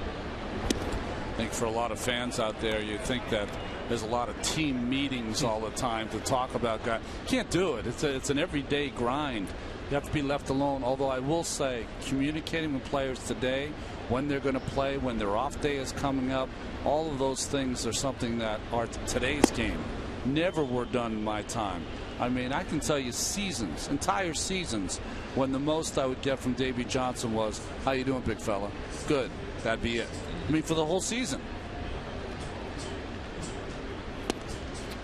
Now Conley behind on Flores, 3-1. Yeah, I think there's a perception maybe among fans that every day there's a rah-rah pep talk, like in football. Yeah. I mean, it's a different sport. Big swing by Flores, 3-2. But I think the most important thing as a manager you have to do is you work your way around the field during batting practice, and you see all of your relievers, and you say, how are we doing today? Can you go? Okay, you can go. I feel strong, Skip. That means you might be able to go 1+. Those are all the little things you have to do. Well, you know the old saying by Casey Stengel. He said the most important job of the manager is to keep the 5 guys who don't like you away from the 5 guys who haven't made up their mind. That's true. It's so true. But, you know, the Mets haven't always had the horses that they have right now. But over his tenure as manager in almost 5 years, as Flores hits it deep to left. Back toward the corner goes Dietrich, right near the wall. He can't get to it, and it's bouncing away from him. Flores to second. He'll pull in there with a 2-out double.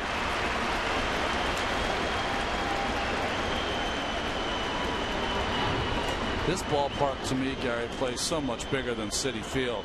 I thought this ball was covered to left field. So did Wilmer with that look up and the drop of the bat.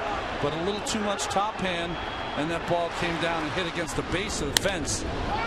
You can see the reaction from Wilmer. He thought that was out of here, but then had to turn it on. Almost missed first. Had to find the bag. Meanwhile, Derek Dietrich showing off his inexperience in the outfield.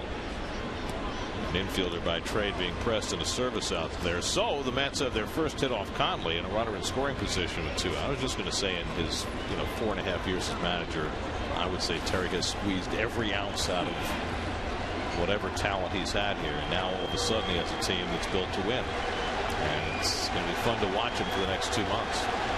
Here's Tejada, and he takes a strike. John Neese is on deck, so Marlins can afford to pitch carefully to Tejada. Well, the Mets do have the bullpen working. It's hard to believe that Terry would bat for Neese in this spot. Carlos Torres throwing lightly. As much for show as anything else, perhaps. I don't know. You're down a run. I know it's 2 outs, but you're talking about the 6th inning. You might take a shot here. You might, because your bench is not what your bench was the first half of the season. Got some talent. People can get a base hit. At the same time, though, Neese is pitching well, and you might have some faith that your lineup will score in the last 3 innings. I'm not disagreeing, but 2 consecutive 8 innings by Syndergaard and Colon last night. Tejada drives one into right, a base hit. Being waved home now is Flores. The throw coming in from Gillespie, and he gets around the tag. He's safe, and the Mets tie the game. And down to second goes Tejada. Great slide by Flores, and the Mets get even. Well, he was not. He went right after Tejada. Good throw by Gillespie, just up the line. And what a slide by Wilmer. Just contorted his body, coming in way from the outside. Neese with the good direction, telling him to get to the outside of that plate. You don't see that done that much anymore, and it's done by a pitcher. Letting him know, get as far outside as you can and hope you can reach back and catch the back corner of that plate. And he did. A Gumby move by Wilmer Flores to score the tying run. That keeps Neese in the game with the go-ahead run at second. Well, I don't know whether Neese would have been pulled for a pinch hitter or not, but the Marlins going right after Tejada, and they pay for it. As Flores able to dipsy-do his way around Real Muto to get the run in. Tejada took second on the throw home. Neese is 1 for 2 tonight, and he takes a strike. 1-1.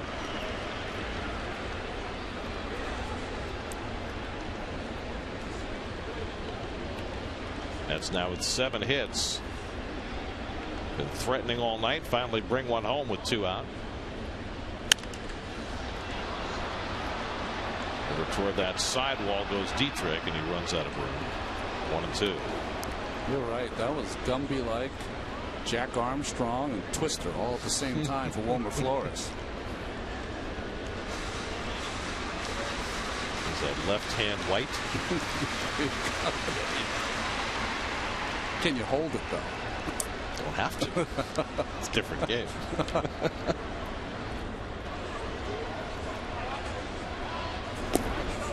2-2 to Nice with Juan Lagares on deck.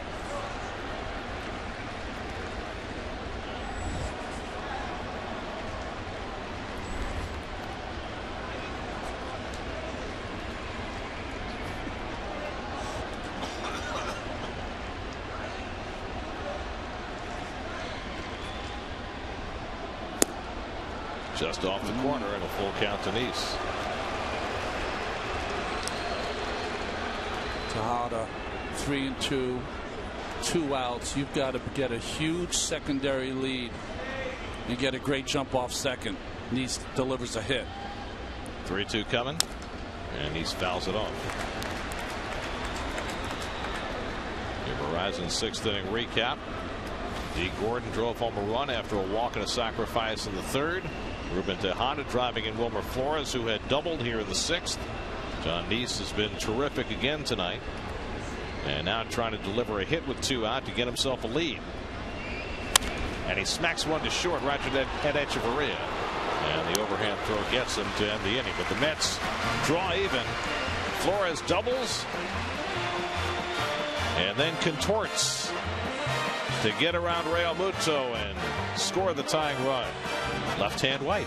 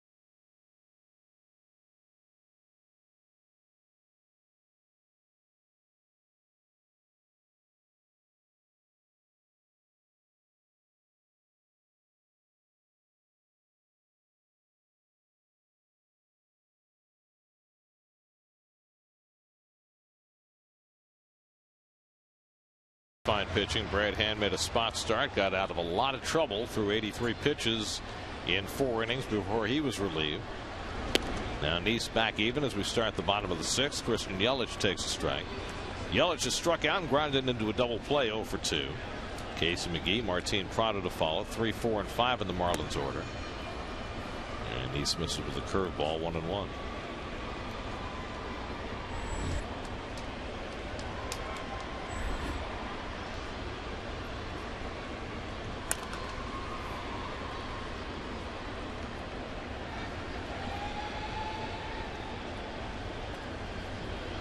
To Yelich, who's been pressed into service as a center fielder with Marcell Ozuna's demotion. And judging for what we've seen so far in the series, not much drop off. The only thing he doesn't have Ozuna's arm. He doesn't have his arm, but he charges the ball well. Gold Glover.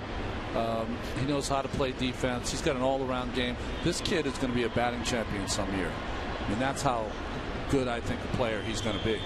Had a bad first 6 weeks, and he's been catching up ever since. He has to spin out of the way. 2-2. Good pitch by John. Needs to do that every once in a while. They start leaning over that corner. Brush him back. I own that outside corner. Good job.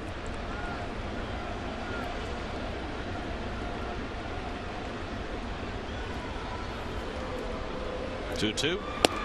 Struck him out. Number 5 for John Neese as he gets Yelich, who's incredulous. He has partners in incredulity tonight. What happens for hitters is that when you brush them back, now I think this pitch is high personally, but it's on the corner. When you brush them back, that next pitch, even though it's on the corner outside, it looks 4 feet away. That's how the visual works for the hitter. There's Casey McGee, who's grounded out and fly deep to center. And he takes the cutter on the inside corner.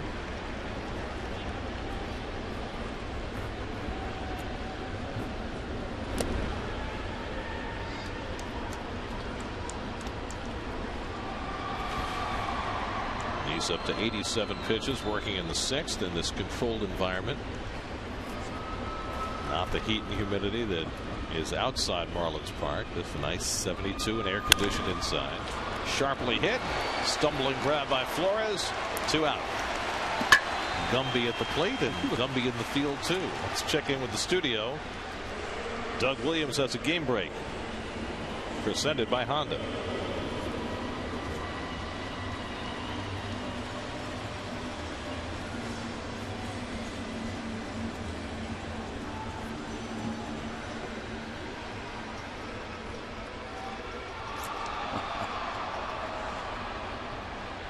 I was chuckling because it's that time of year. The game break is going to be the Nationals for the next 56 games. That's a good call. They were delayed by rain at the start tonight. That's why they're only in the 4th inning, and the Diamondbacks have tied it. You know, we've talked a lot about the pitch innings limits for the younger pitchers and this and that. Max Scherzer has pitched a lot of innings for the Nationals early this year, or at least in the first half plus. Prado lifts one to shallow left. Toward the line comes Cespedes. Side retired. It'll be interesting to see if he can close out as well as he started. Neese gets a 1-2-3 after the Mets tie it. On to the 7th.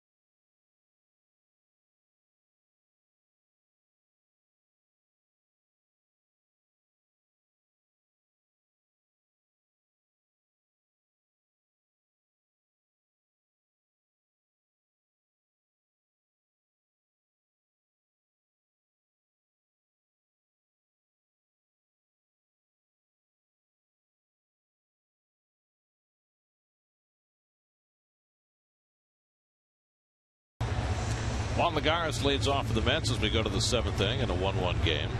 9-1-2 in the Mets batting order. Lagares, Granderson, and Cespedes against Adam Conley, who starts his 3rd inning of relief. Gave up the tying run in the 6th. And Lagares pops one foul. Juan is 0 for 2 tonight. Flied out and hit into a fielder's choice.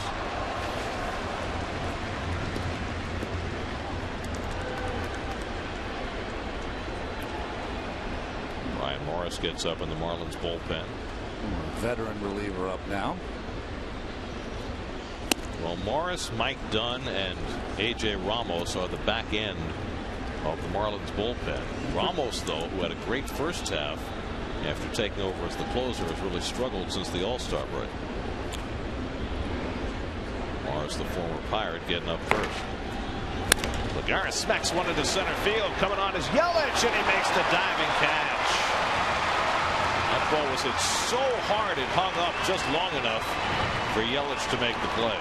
Well, Yelich, interesting, when he saw that ball, I thought he was going to let it drop in, but like you said, it was hit so hard, stayed up, that he lowered his body right on about the level of the ball and made the catch.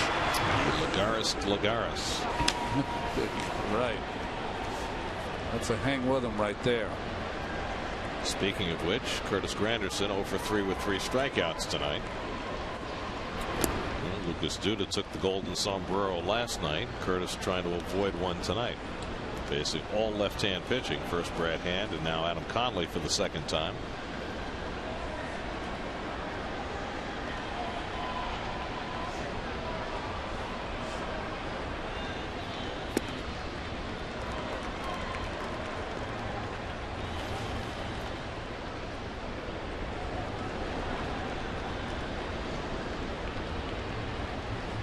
First look for the Mets is at this 25-year-old lefty.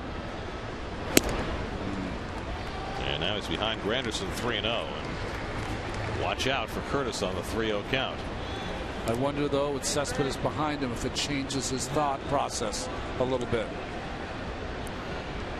Tyler Clippard getting loose. And that's ball 4. And Granderson is aboard for the first time tonight. Act fast now through this Friday. Purchase tickets for any remaining 2015 regular season game and skip the fees. No fees now through this Friday, so hurry to get your savings. Go to Mets.com/no fees. Cespedes coming up. Morris ready in the bullpen with the right-hand hitters coming up. Cespedes and Uribe. Dan Jennings sending his catcher Real Muto out to talk to Conley, but will he make a pitching change here? Well, he's got to make a pitching change. This kid has been out there for a while. He's done a nice job, and you got a veteran right-hander ready to face Cespedes. And here comes Jennings, and he's going to make a double switch. Well, you know, the one caveat on this move is that we mentioned earlier Cespedes has struggled against lefties, done better against righties, but they're going to bring in the righty to face him. So Morris will be coming in. Call to the bullpen is brought to you by Verizon. 1-1 in the top of the 7th. We'll be right back to Marlins Park.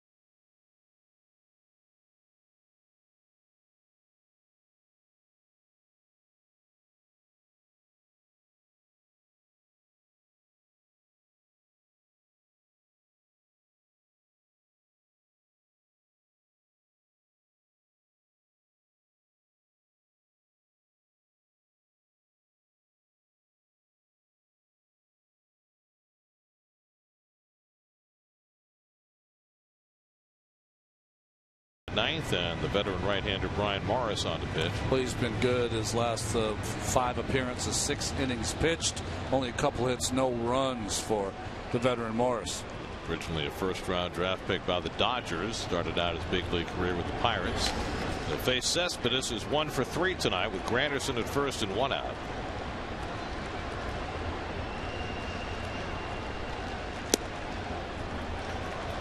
Gets the cutter over for a strike.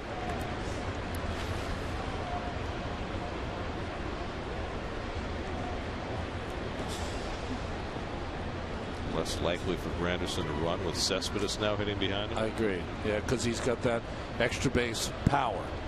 Saw that last night with 3 doubles to tie a Mets club record. And he lays off the fastball. A ball and a strike. Cespedes singled to right center back in the first. Since then, he's grounded out and fouled out. There are the particulars on Morris. 4 hits than innings pitched, which is surprising for a guy who throws as hard as he does. Not a strikeout pitcher, though. More of a breaking ball, sinking fastball. Adam Conley went 2 1/3 in relief, allowed 2 hits and a walk, 1 run so far, responsible for Granderson as well. The Mets 1 run, 7 hits. The Marlins 1 run and 3 hits.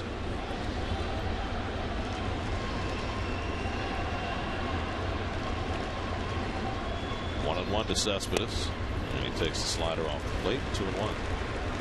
Well, when I look at hitters, I look at balance and bat speed. Of course, Cespedes has got the bat speed, but his balance is so great, right? Taking pitches that are off the corner, just never looks out in front. He's a little over anxious his first couple of games, as you might expect, but certainly settled in last night. Always keeping tabs on Granderson.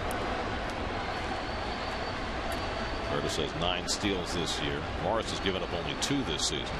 Problem as a pitcher against Cespedes, you can't just go away. He can take you out to right field or for a double. And he lays off. And now Cespedes ahead in the count 3-1 with Juan Uribe waiting on deck.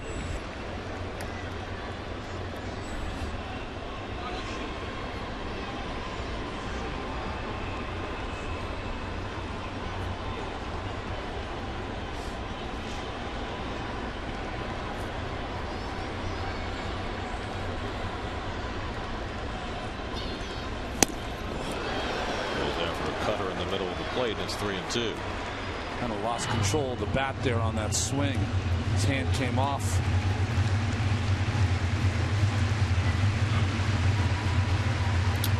Do you run Granderson? Uribe up next. I do not send him. No. 3-2 and 1 out. He's going, and Cespedes able to foul off a tough pitch. Well, that's what Terry Collins must think of, his ability to hit with 2 strikes.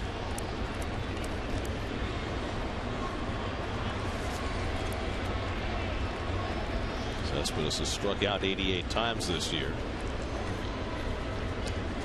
Only once in his first 4 games as a Met.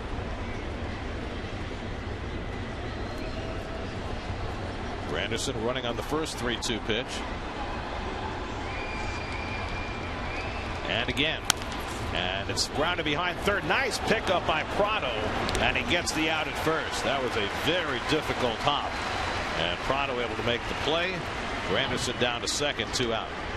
Like you said, a nice backhand makes the play, and Terry Collins, not my choice, a better move. He makes the choice to send Granderson twice in a row, and he gets Granderson into scoring position. Good managing, bad analysis. Hardly. So Uribe with a chance to get the lead run home. Granderson at second and 2 out. Uribe 1 for 3 tonight, singled back in the first inning.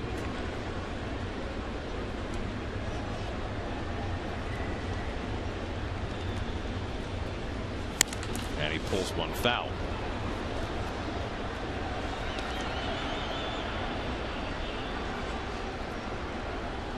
Morris a little erratic with that cutter tonight. Leaving him a lot in the inside part of the plate to these right-handed hitters.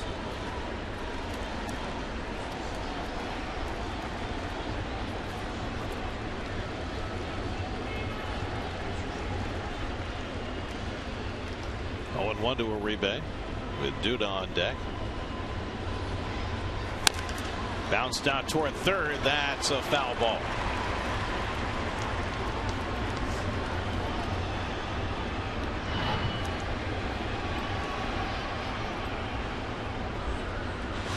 John Hirschbeck, third base umpire, right on top of that one. It's always a tough play, I think, for a base umpire. It's his call once the ball passes the bag, but often the fielder will block his view of the ball. I think you try to pick it up early and almost like anticipate, you know, that line you last see it and where it ends up with the infielder. Now Morris ahead 0-2. And Uribe takes strike 3, and Angel Hernandez hears yet another earful. Boy, is he erratic. Both sides have felt it. 7th inning stretch tied at 1.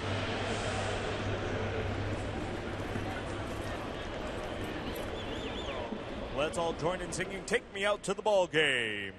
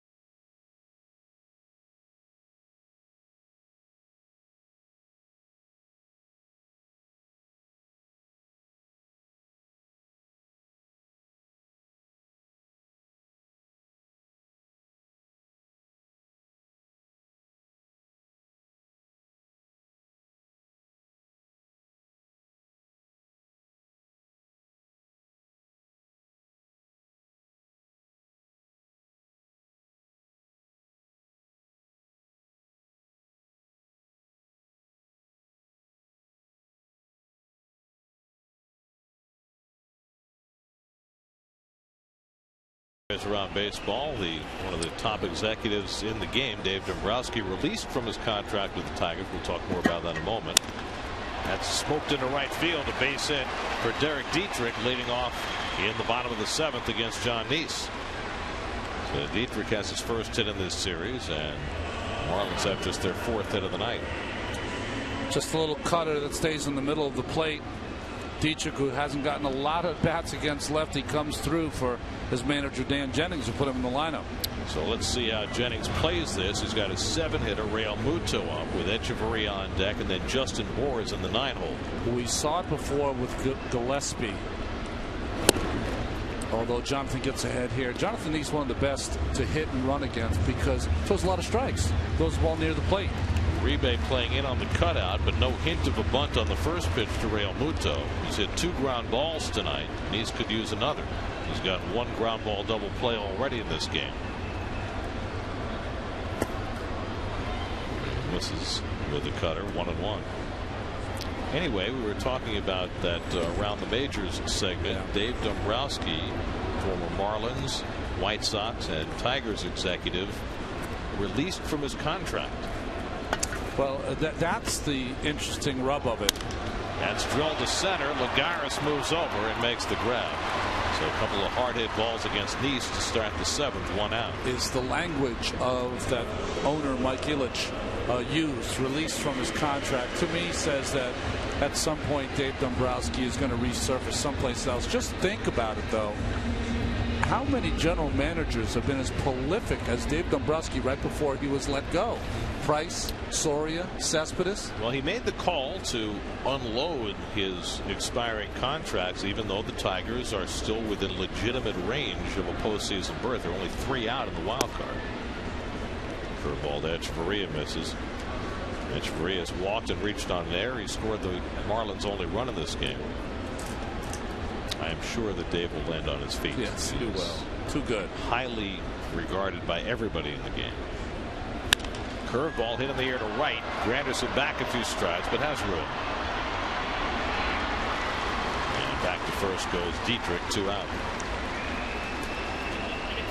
Final game of this series tomorrow night. Matt Harvey, who's never pitched well in this ballpark, gets the call against David Phelps, the former Yankee. Our coverage begins at 6 o'clock tomorrow night right here on SNY.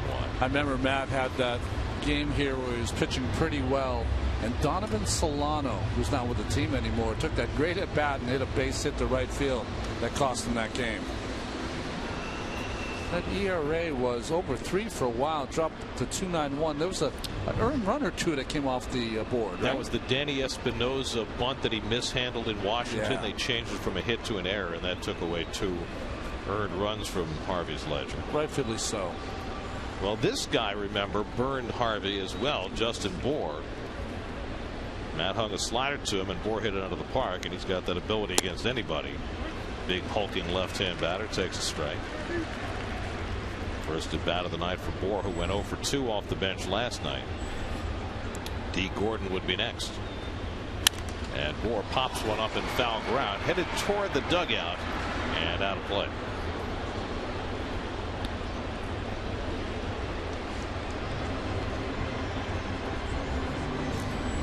Bobby Parnell up in the Mets bullpen. He's right at 100 pitches for the night, trying to finish off this 7th inning and hand it off to the bullpen from there.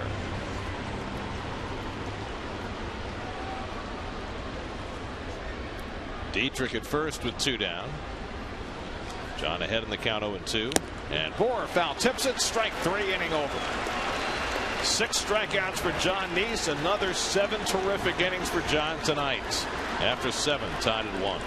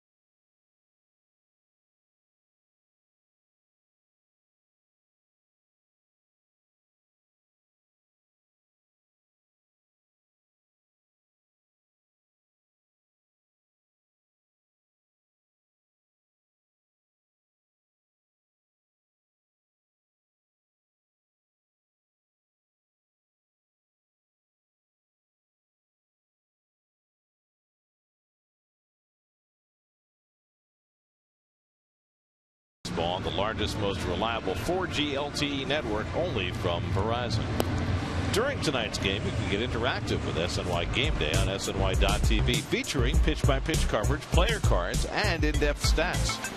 Check out SNY Game Day on SNY.TV, your online home of all things New York sports. Veteran Mike Dunn comes in to face Lucas Duda to start the 8th. Well, if you're Met fans, you've seen so much of Mike Dunn. Interesting choice, though, here facing Lucas Duda. Lucas 6 for 20 off Dunn. It'll be Duda, d'Arnaud, and Flores for the Mets. Left, right, and right. Trying to get a run for John Neese, who had a big lead when he left his last start against the Padres. A little different story tonight. Tyler Clippard getting ready for the 8th inning for the Mets, with at least over 100 pitches on the night.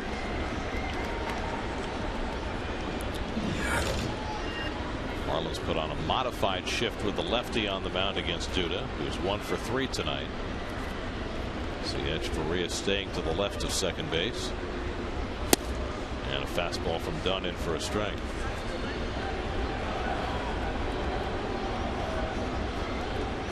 Well, they were going to send Prado over, but now they want to keep him there with the game tied 1-1. Trying to guard against the gimme bunt hit.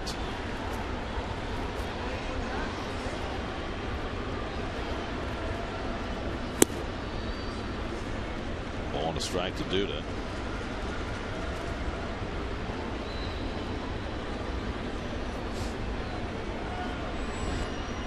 Travis d'Arnaud waits on deck.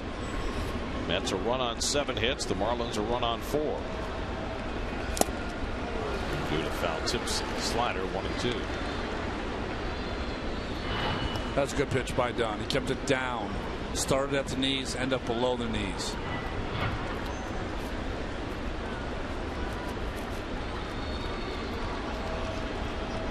One-two coming. And the slider off the plate. Mike Dunn, like Tyler Clippard, started his career with the Yankees before coming to the National League East. And like Clippard, he's now pitched for 2 different teams in the National League East. First the Braves, and now an extended stay with the Marlins. Always has had a great arm. 2-2 coming.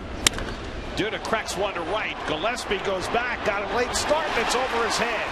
Duda takes a turn to left to hold at first with a long single. Gillespie froze on that ball over his head, and it was hit so hard he didn't have time to recover. Well, now Lucas Sims 7 for 21 off Mike Dunn. I was going to say right before that pitch, what has separated Mike Dunn from becoming one of the best relievers in baseball is that his breaking pitch hasn't evolved as well as his fastball, and he hung one there. So Duda with his 2nd hit of the night. And the Mets have the lead, run aboard their 8th hit of the game. And now Travis d'Arnaud, who's 0 for 2 and a walk.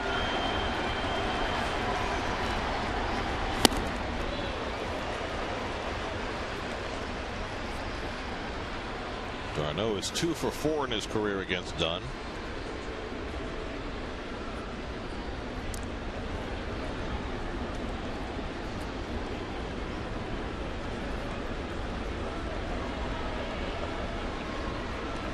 And Travis hits one toward the hole, base hit. Duda pulls in at second. So back-to-back base hits for Duda and d'Arnaud to set the table in the 8th. Well, you watch the defense. They're playing up the middle for 2. Echeverria, who has great range, but this ball just hit too hard and just eludes him. What's interesting watching here late, as you see Echeverria with a dive, is that there's a lot of inexperience on the corners in the outfield for the Marlins. Dietrich was a lifelong infielder, and Gillespie was a mostly minor leaguer. So here's Flores, who doubled and scored the only Met run of the 6th. Now bats with 2 on. The Marlins looking for the bunt. You don't think Flores is being asked to bunt, do you? I don't think so. Not with Tejada next. And Wilmer Flores had a double in his last at bat, a ringing double. They bring the corners in, and Flores does square and lays off ball 1. That's 0 for 2, Ronnie. Very good. See the defense in at the corners. Bohr was charging. Steve Gordon covering. To me, that had to be for show. Yeah. I think he's got to be swinging in this spot. The way he's been swinging the bat lately. It's a different team now. You were playing with a team that had to scrape by every run. This is a team that can throw up a crooked number at any time. Flores hit a bullet of a double to left field his last time. They run the wheel play, and he pops up the bunt, and Real Muto comes back to grab it. Well, that's hard to figure. Even with the wheel on, Flores trying to bunt instead of swinging away, and that's the first out. Anytime the shortstop leaves his position, and that's called the wheel, the cover third, and the third baseman charges, you are taught to swing the bat. But a guy like Flores has probably never had to sacrifice in the minor leagues. Always a third or fourth place hitter.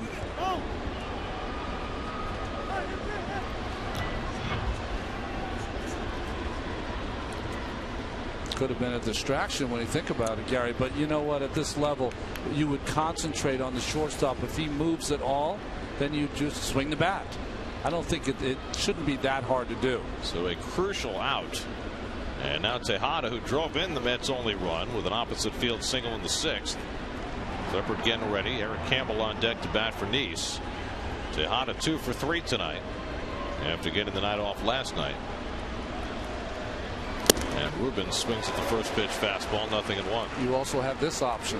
Don't bunt it. You don't have to bunt it. I was shocked that the bunt was on, and more shocked that Wilmer didn't adjust and swing the bat when he saw the wheel. At the whole middle of the infield open. Well, everything's forgotten with a Tejada hit here.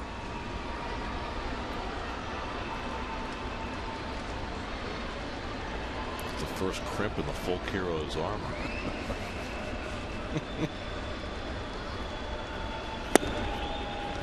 Ruben takes the sinker low. 1-1. But I mean, we've harped on it. It's been a theme for the Mets all year. They're bunting pitchers and their hitters. It's just been atrocious all year. Well, Wilmer has a couple of sacrifice bunts this season. In fact, he was the only Met position player the first half of the year who had any sacrifices to his credit. But unable to execute there. Tejada fouls one away, and now it's 1-2.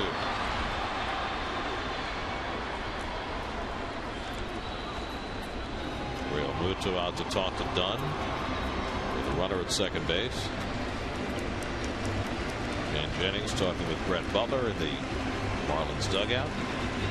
You know, the weird thing about when it's all about feel, right? As a manager, you get the first two guys on. Bunt isn't a bad play, but you know, Dunn's on the ropes. You know, he's taking a right and a left.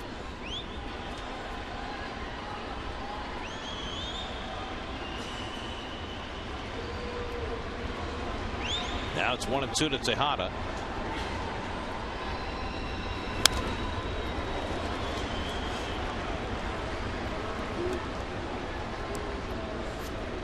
That's plenty of quality left-hand hitting on the bench tonight with Murphy, Conforto, and Johnson. It's an interesting handwriting there on the left-hand batters. Very much a more stable font for the right-hand hitters. Was that a sponsored event? The second grader came in and wrote the left-handers, or little Joey Murphy who wrote the name there. 1-2 coming. And that misses. Slider from Dunn. It's 2-2 to Tejada. I just wonder about the consistency of the font. They went with the stylized left-hand batters. Maybe that's a lefty thing, and then the very straight and narrow right-hand batter. Just making sure we're paying attention. That's all. We drop in these little subtle things every once in a while. It wasn't like a political statement. No. 2-2 to Tejada with 2 on.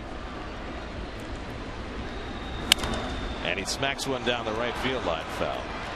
So another long turn at bat for Ruben. Had one of these back in the second inning, a 10-pitch marathon against Brad Hand, who finally got him out. They've gone to the bottom of the 5th in Washington. Arizona and the Nats still tied 3-3.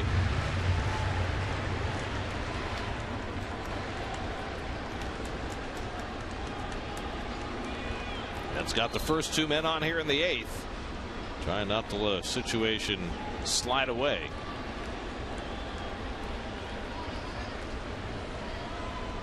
Two coming. And Tejada just got a piece of that fastball to foul it back. Good at bat by Ruben. He's had more good swings this year than I've seen in 2 years. Right together, combined. Especially the last 6 weeks. He was cast aside and he won his way back into the lineup. And now with a more powerful lineup, you can afford his glove. even more so.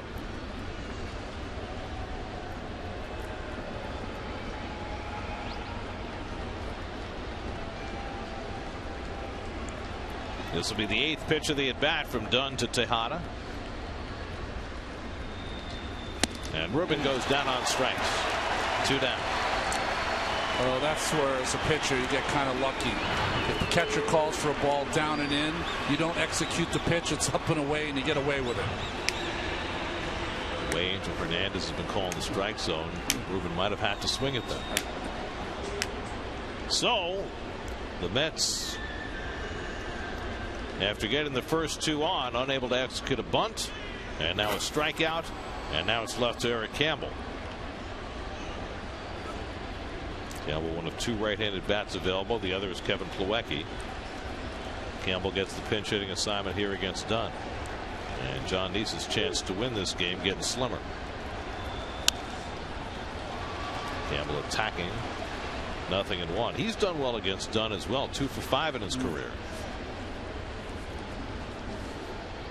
Eric is a pinch hitter this year. 2 for 9 with 3 RBIs.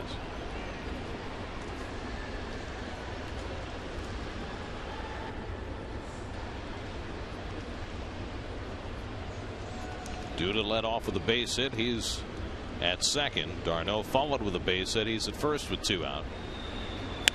And that's lined into left field. It's going to fall for a base hit. Duda around third. He'll score the lead run, and the Mets go in front 2-1. Campbell got just enough of it to get it up over Echeverria and into left field. And the Mets with a big 2-out hit in the 8th. Eric Campbell drives in the lead 1, and it's 2-1 New York. Well, this is what happens when your team is on fire. You pop up a bunt, you strike out, and then on a pretty good pitch from Dunn, 2 things happen. Not only does Campbell get the base hit, but he doesn't hit it hard enough so Duda on second base can score on Dietrich in left field. Nice try by Echeverria. You know, you have a bullet hit to someone in the outfield. They're playing so shallow, there would have been a play. Not on that hit. Well, the Mets had the lowest pinch hit batting average in the National League coming in, but Campbell with a big hit to put the Mets in front for the first time tonight. And now John Neese, pitcher of record, on the long side. Feel like the ball just fell in the right slot in roulette. 0-0. Here's Lagares trying to add to it. D'Arnaud at second, Campbell at first. Lagares 0 for 3 tonight. At a bullet his last time up that was caught. That skips away from Realmuto, and the runners move to second and third.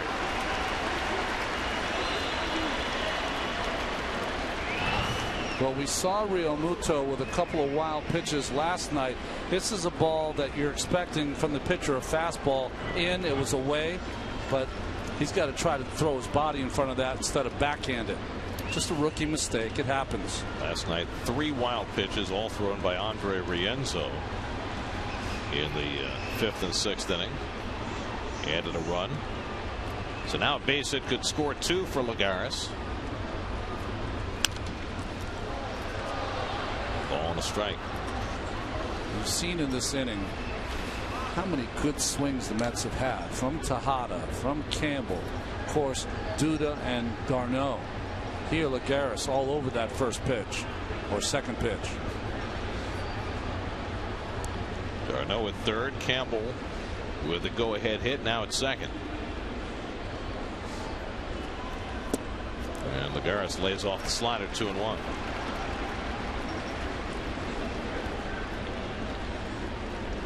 That's now with 10 hits on the night. Dunn has given up 3 of them here in the 8th. Curtis Granderson would be next.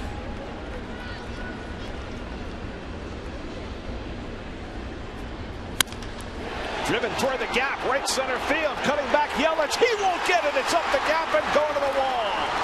D'Arnaud and Campbell are in. Lagares heads to third. He's in with a 2-run stand-up triple. And the Mets lead it 4-1 in the 8th.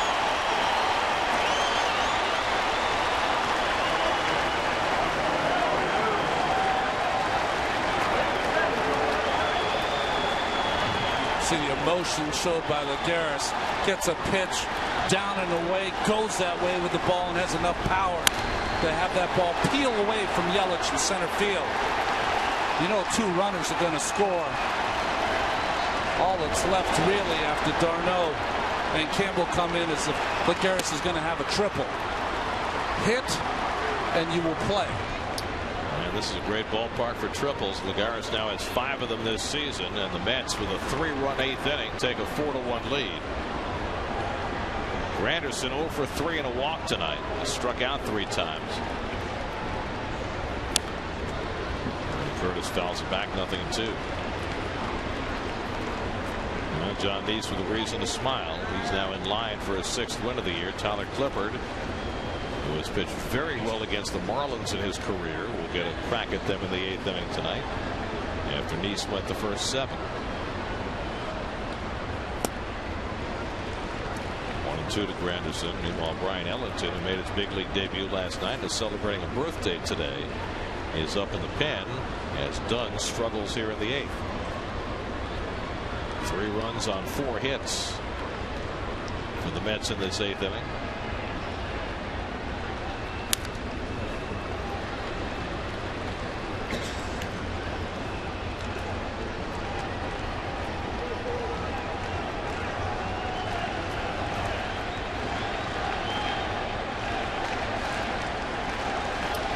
Campbell hasn't had many opportunities lately, but he cashed one in tonight.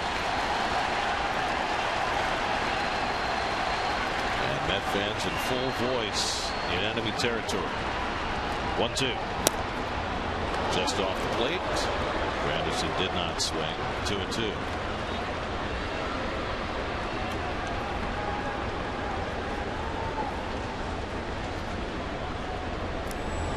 Yoenis Cespedes would be next.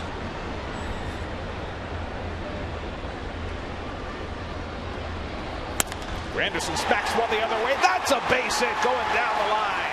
Lagares is in the score. Granderson to second with an RBI double. It's a 4-run 8th inning for the Mets and a 5-1 New York lead. Boy, we've seen Granderson hit some balls hard to left field in this series. How about some serious 2-out lightning? And that's a good pitch from Dunn down off his shoe tops and just hits it the other way. This is a very confident bunch right now. They're on a roll. They're trying to take advantage of a team that is in the doldrums. A week ago, you don't execute that bunt. No way you score in that inning. No way. Things have changed. Ellington continues to throw. They're buying him some time. And here comes Dan Jennings, and he's going to make a pitching change here. So he wanted to buy Ellington a few more warm-up tosses. So a lost outing for Mike Dunn. He comes into a tie game in the 8th inning. He's given up 4 runs on 5 hits. He'll exit in favor of the rookie Ellington. Mets with 4 runs home here in the 8th inning. Call to the bullpen brought to you by Empire City Casino. We'll be right back to Miami.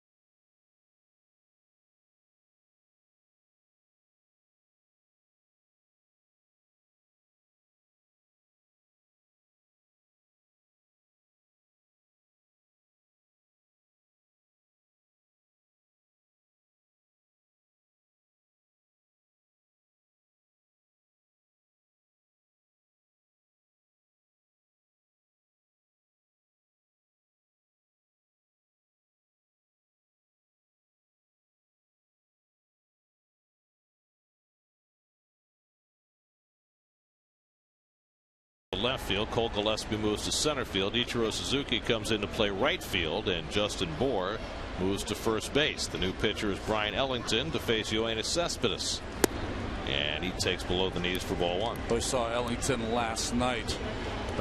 Interesting inning. Ended up with the bases loaded, but struck out Lucas Duda, one of his 2 Ks. That was his major league debut. Today is Ellington's 25th birthday. There's a strike. Derek Dietrich moved to first base as Justin Bour came out of the game. So the pitcher is now hitting back in the 9 hole.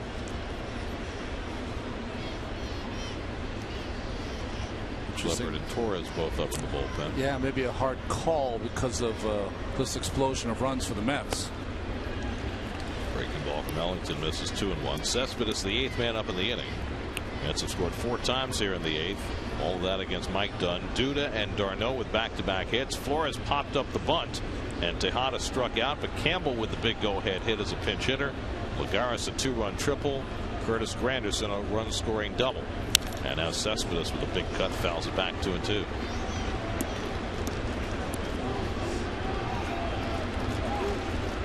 Cespedes tried to make like Giancarlo Stanton on that swing. He hit the ball a long way. Yes, he can. There he is. 27 home runs. That's hit to left, right at Yelich, and that retires the side. But a big inning for the Mets in the top of the 8th in support of John Neese. Eric Campbell with the go-ahead hit just beyond the reach of Echeverria. And then the Mets tack on Lagares and Granderson, and it's 5-1 Mets in the 8th.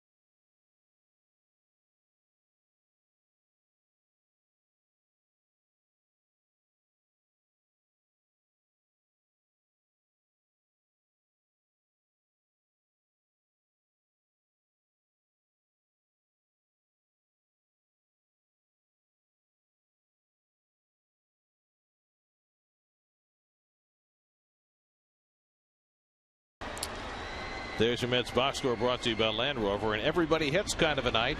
Big hits belonging to Campbell, Lagares, and Granderson as they combine to drive in 4 in the 8th. Tyler Clippard comes in to protect the lead. D. Gordon leads off in the bottom of the 8th and trying to drop down a bunt. 0-1. Well, 5th outing for Clippard. Hasn't given up a run yet as a New York Met. Right-handed hitters get him a little bit. Left-handed hitters can't hit him because of the changeup.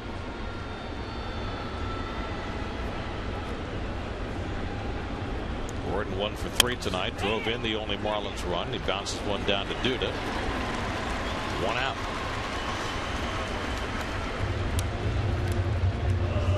Against the Miami Marlins in his career, Tyler Clippard in 52 games has a 1.25 ERA. Wow. He has absolutely dominated this team. Well, when I think about Tyler Clippard, the only team that he really didn't dominate in the National League East was the Mets. The Mets always hit him pretty hard. 3.94 against the Mets. Very different story. Cole Gillespie 1 for 3 on the night, and he takes a strike. So John Neese, another terrific outing. 7 innings, 1 run, 4 hits, 1 walk, 6 strikeouts, a hit batsman. Lowers his ERA for the season to 3.51, and as he was the last time when he left, in line for his 6th win of the year. That time the Mets let a 6-run lead get away. 2 to Gillespie. We gave you Clippard's overall numbers against the Marlins. These are his numbers in Miami. Wow. No earned runs allowed in 31 innings. ERA of 0. How about that? So that covers both the old stadium and this one that opened in 2012. That's unbelievable. That happens sometimes. You just own a team. Remember early in my career, part of it was they weren't a very good ball club, but could never lose to Atlanta. Even if I pitched poorly, we scored tons of runs.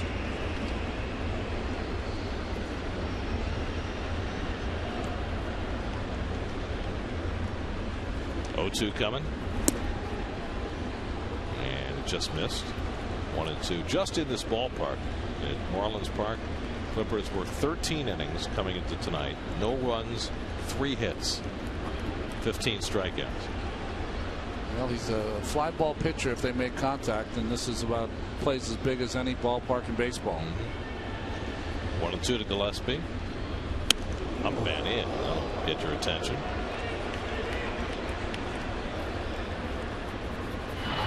Clippard's one of those rare pitchers that has more life up in the strike zone than he does down in the strike zone, and he does a lot of that. A lot of pitches up and then the changeup down or breaking ball down. 2-2 coming. And he just missed that time. Full count. Good changeup, knees and in, framed by d'Arnaud.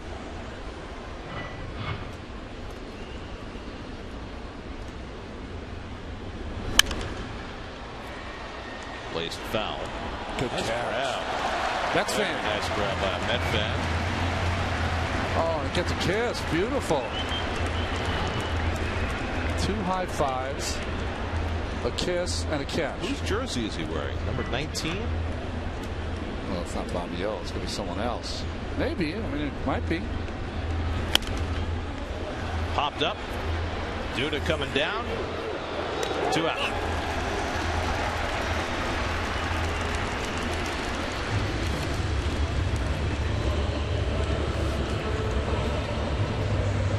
So 2 out and nobody on. Now Christian Yelich has had a rough night at the plate. 2 strikeouts and a double play.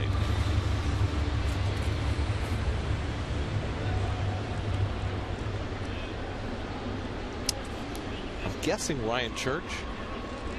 Could that be the 19? That's a good call. I have to get a look at the back of his jersey. Now I'm intrigued. Might have his own name. That's possible.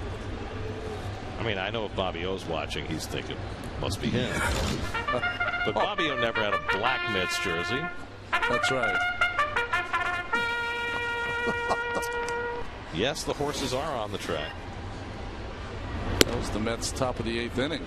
Could have sounded that off.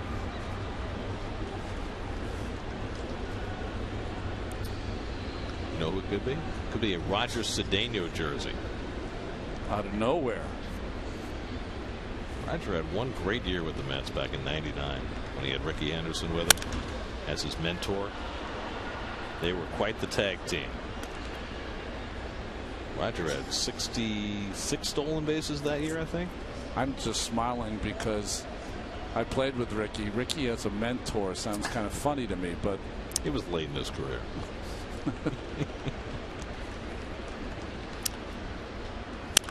Yelich lines one toward the middle, and he's got a base hit.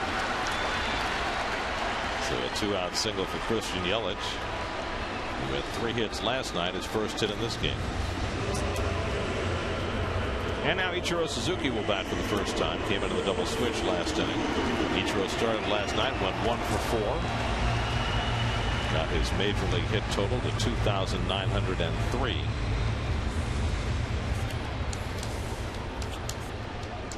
Just the 5th hit of the night for Miami. Yelich aboard with 2 out.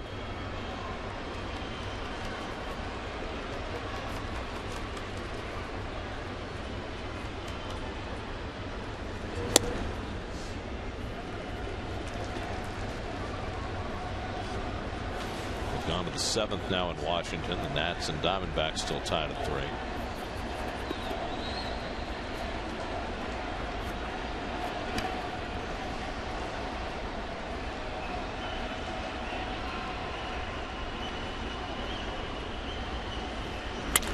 Ichiro rips one into right field. Yelich pulls in at second, so back-to-back 2-out hits for the Marlins.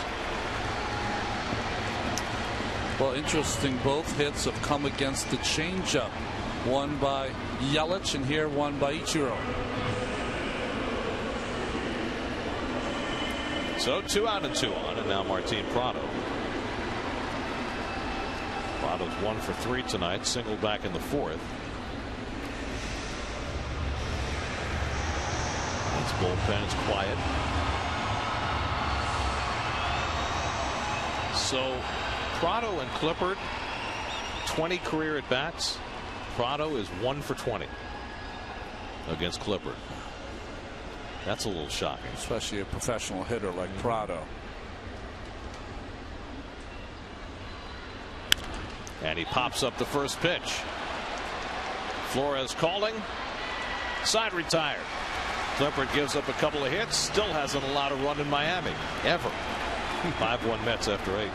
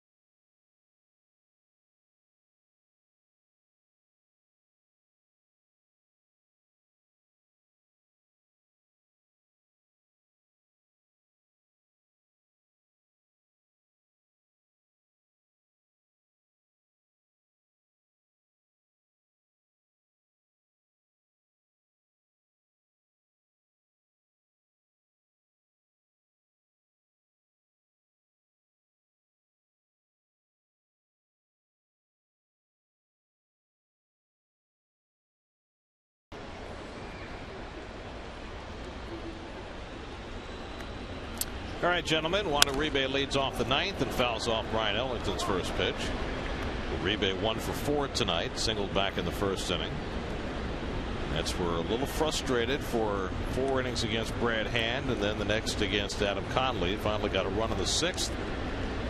Left a runner in scoring position in the 7th, and then unloaded against Mike Dunn with 4 runs in the 8th. And Jerry's familiar even with what will be a non-save situation, getting ready for the bottom of the 9th.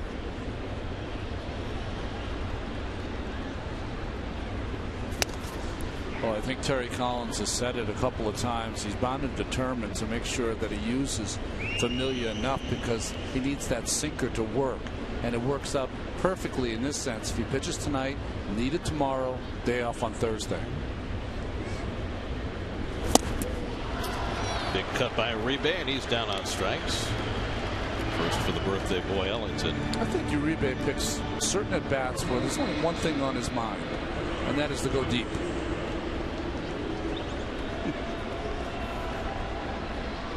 So 1 out and nobody on. Now Lucas Duda, who got the whole thing started for the Mets in the 8th. He hit one over Gillespie's head in right field, off the wall for what turned out to be a single, and it looked like it being a single might end up costing the Mets in that 8th, but with 2 out, they erupted and were able to score 4 runs.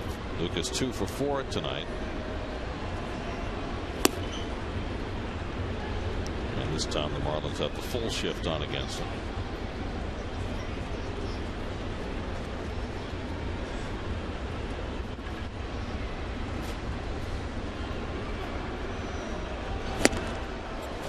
Another home run cut, 1-1. I know if you're a Mets fan, you don't care. If you're a Marlins fan, you could take solace. And Conley threw well tonight. This kid Ellington has a good arm, so maybe helps on the way.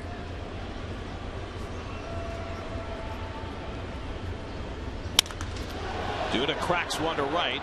Ichiro right there. 2 out.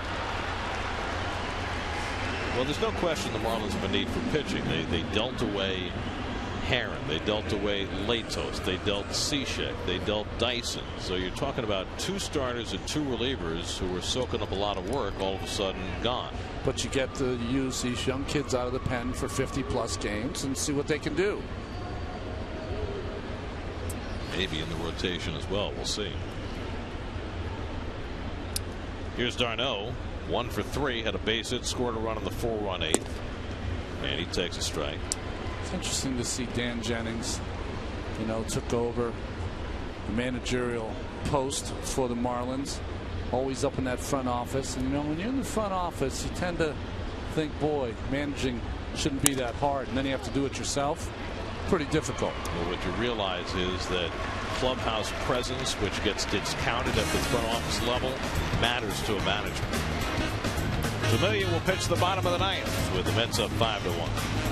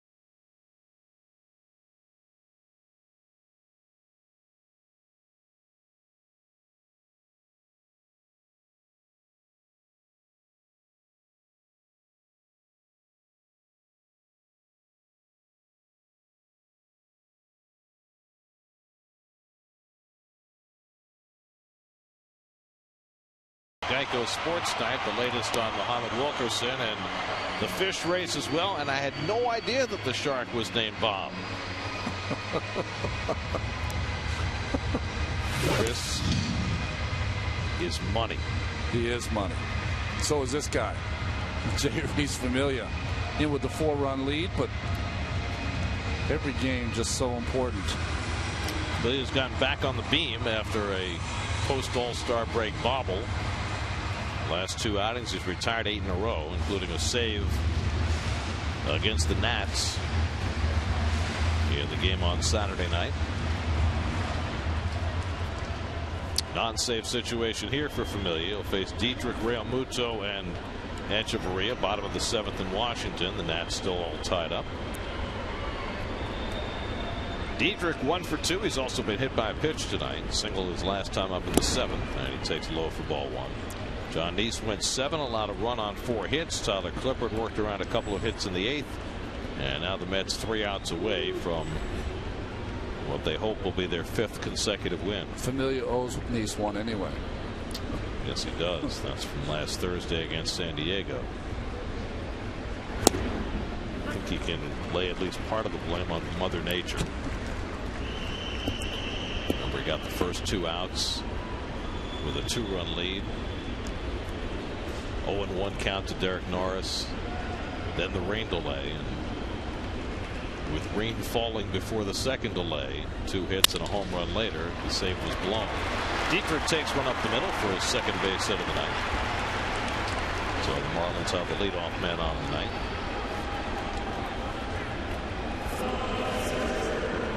And now JT Realmuto, who's 0 for 3 tonight.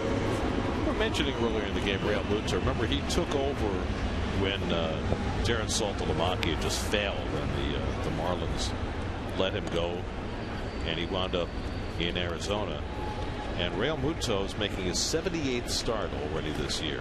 So for a rookie catcher, he's had a pretty heavy workload. Yeah, heavy workload, and we've already talked many times about how difficult it is to catch in the major leagues, have some offense, have to prepare for the game, watching lots of tape.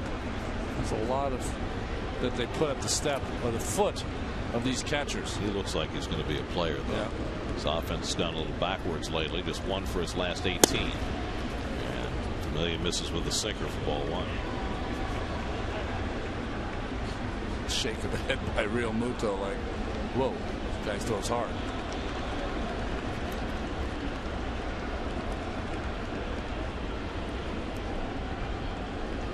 Due to playing behind Dietrich at first, and Realmuto pulls one foul. Might have broken his bat. Yes, he did.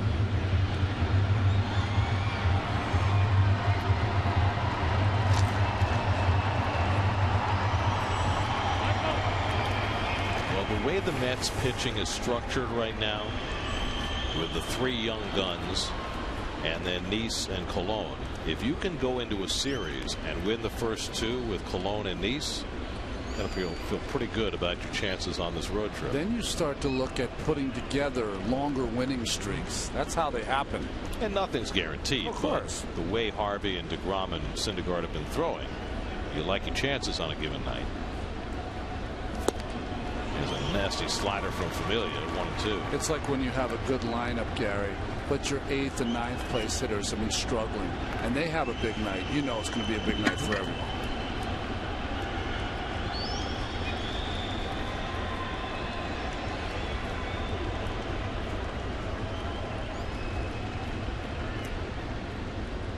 Two coming. And that slider bounces away from Darno, but not far enough for Dietrich to make a move. Not down by 4 runs. Always hustling, Darno. That's a nasty pitch, not even close. Throws out the leather and just blocks it enough. And Dietrich had to be careful at first base, down 4 runs.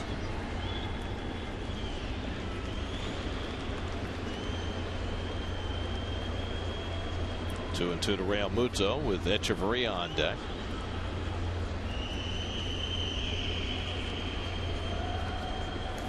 And that one skips in and away from Darno, and this time Dietrich can go to second.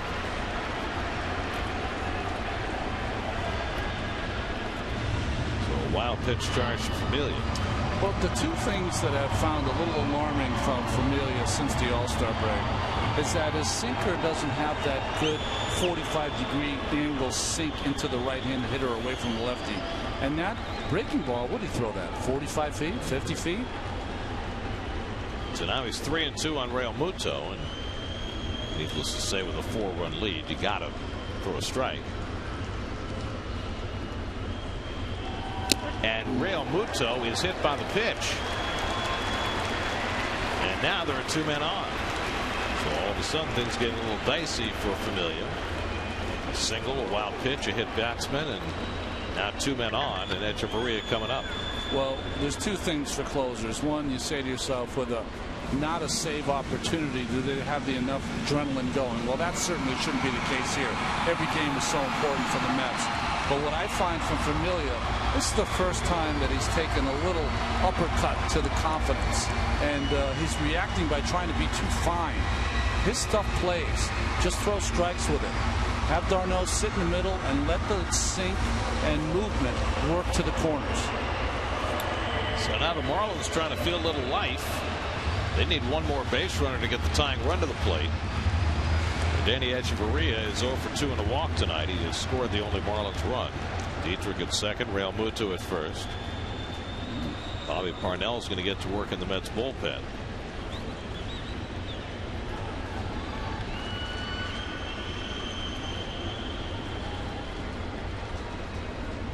Echeverria stands in and whacks a double play ball right at Flores. Tejada with a turn, 2 men down. Just what the doctor ordered for Familia after a couple of struggling at bats. First pitch, 2 outs.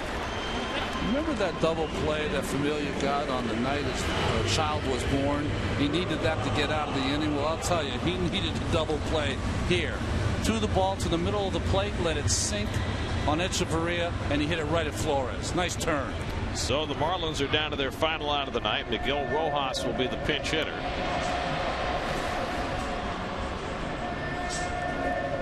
Rojas, the former Dodger, 0 for 2 last night off the bench. Dietrich now at third with 2 out. 5-1 New York, 9th inning.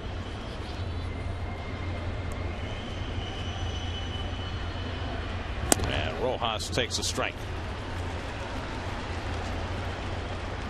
Looks like d'Arnaud has done what we were thinking he would do. He's sitting right in the middle of the plate. Just let that good stuff play. No need to throw to the corners. One wiggle means sink. 0-1 to Rojas.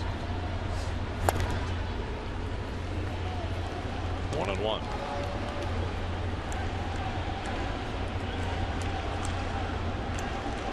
You really like when you see your catcher and pitching coach decide on the fly how to get your pitcher, young pitcher, out of his doldrums. Very simple. One pitch. Let's go with your best pitch. I'm going to sit right in the middle and let it move as much as it can. Well, since the All-Star break, Familia has had his problems. Now, coming into this game, he'd retired 8 in a row, but finding a little trouble here in the 9th inning tonight. Right now, not quite as automatic as he was for the first half of the season. Just trying to put this game to bed now. 2-1 to Rojas. D. Gordon would be next.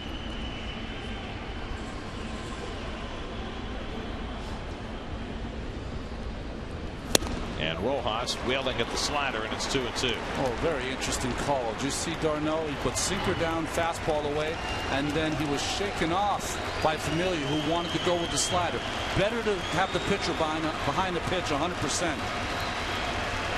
A lot of Met fans here at Marlins Park on their feet now.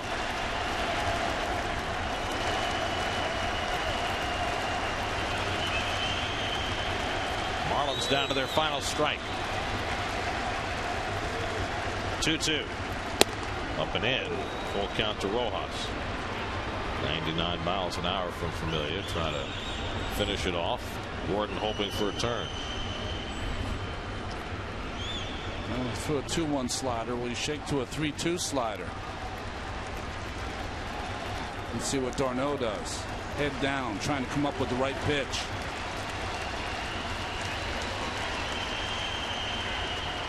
Staying with the sinker. 3-2. Rojas stays alive.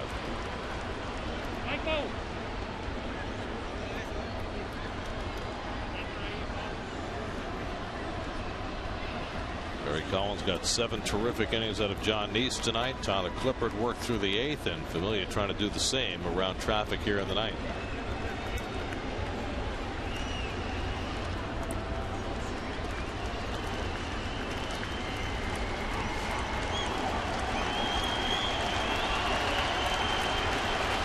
Seventh pitch of the at-bat coming to Rojas.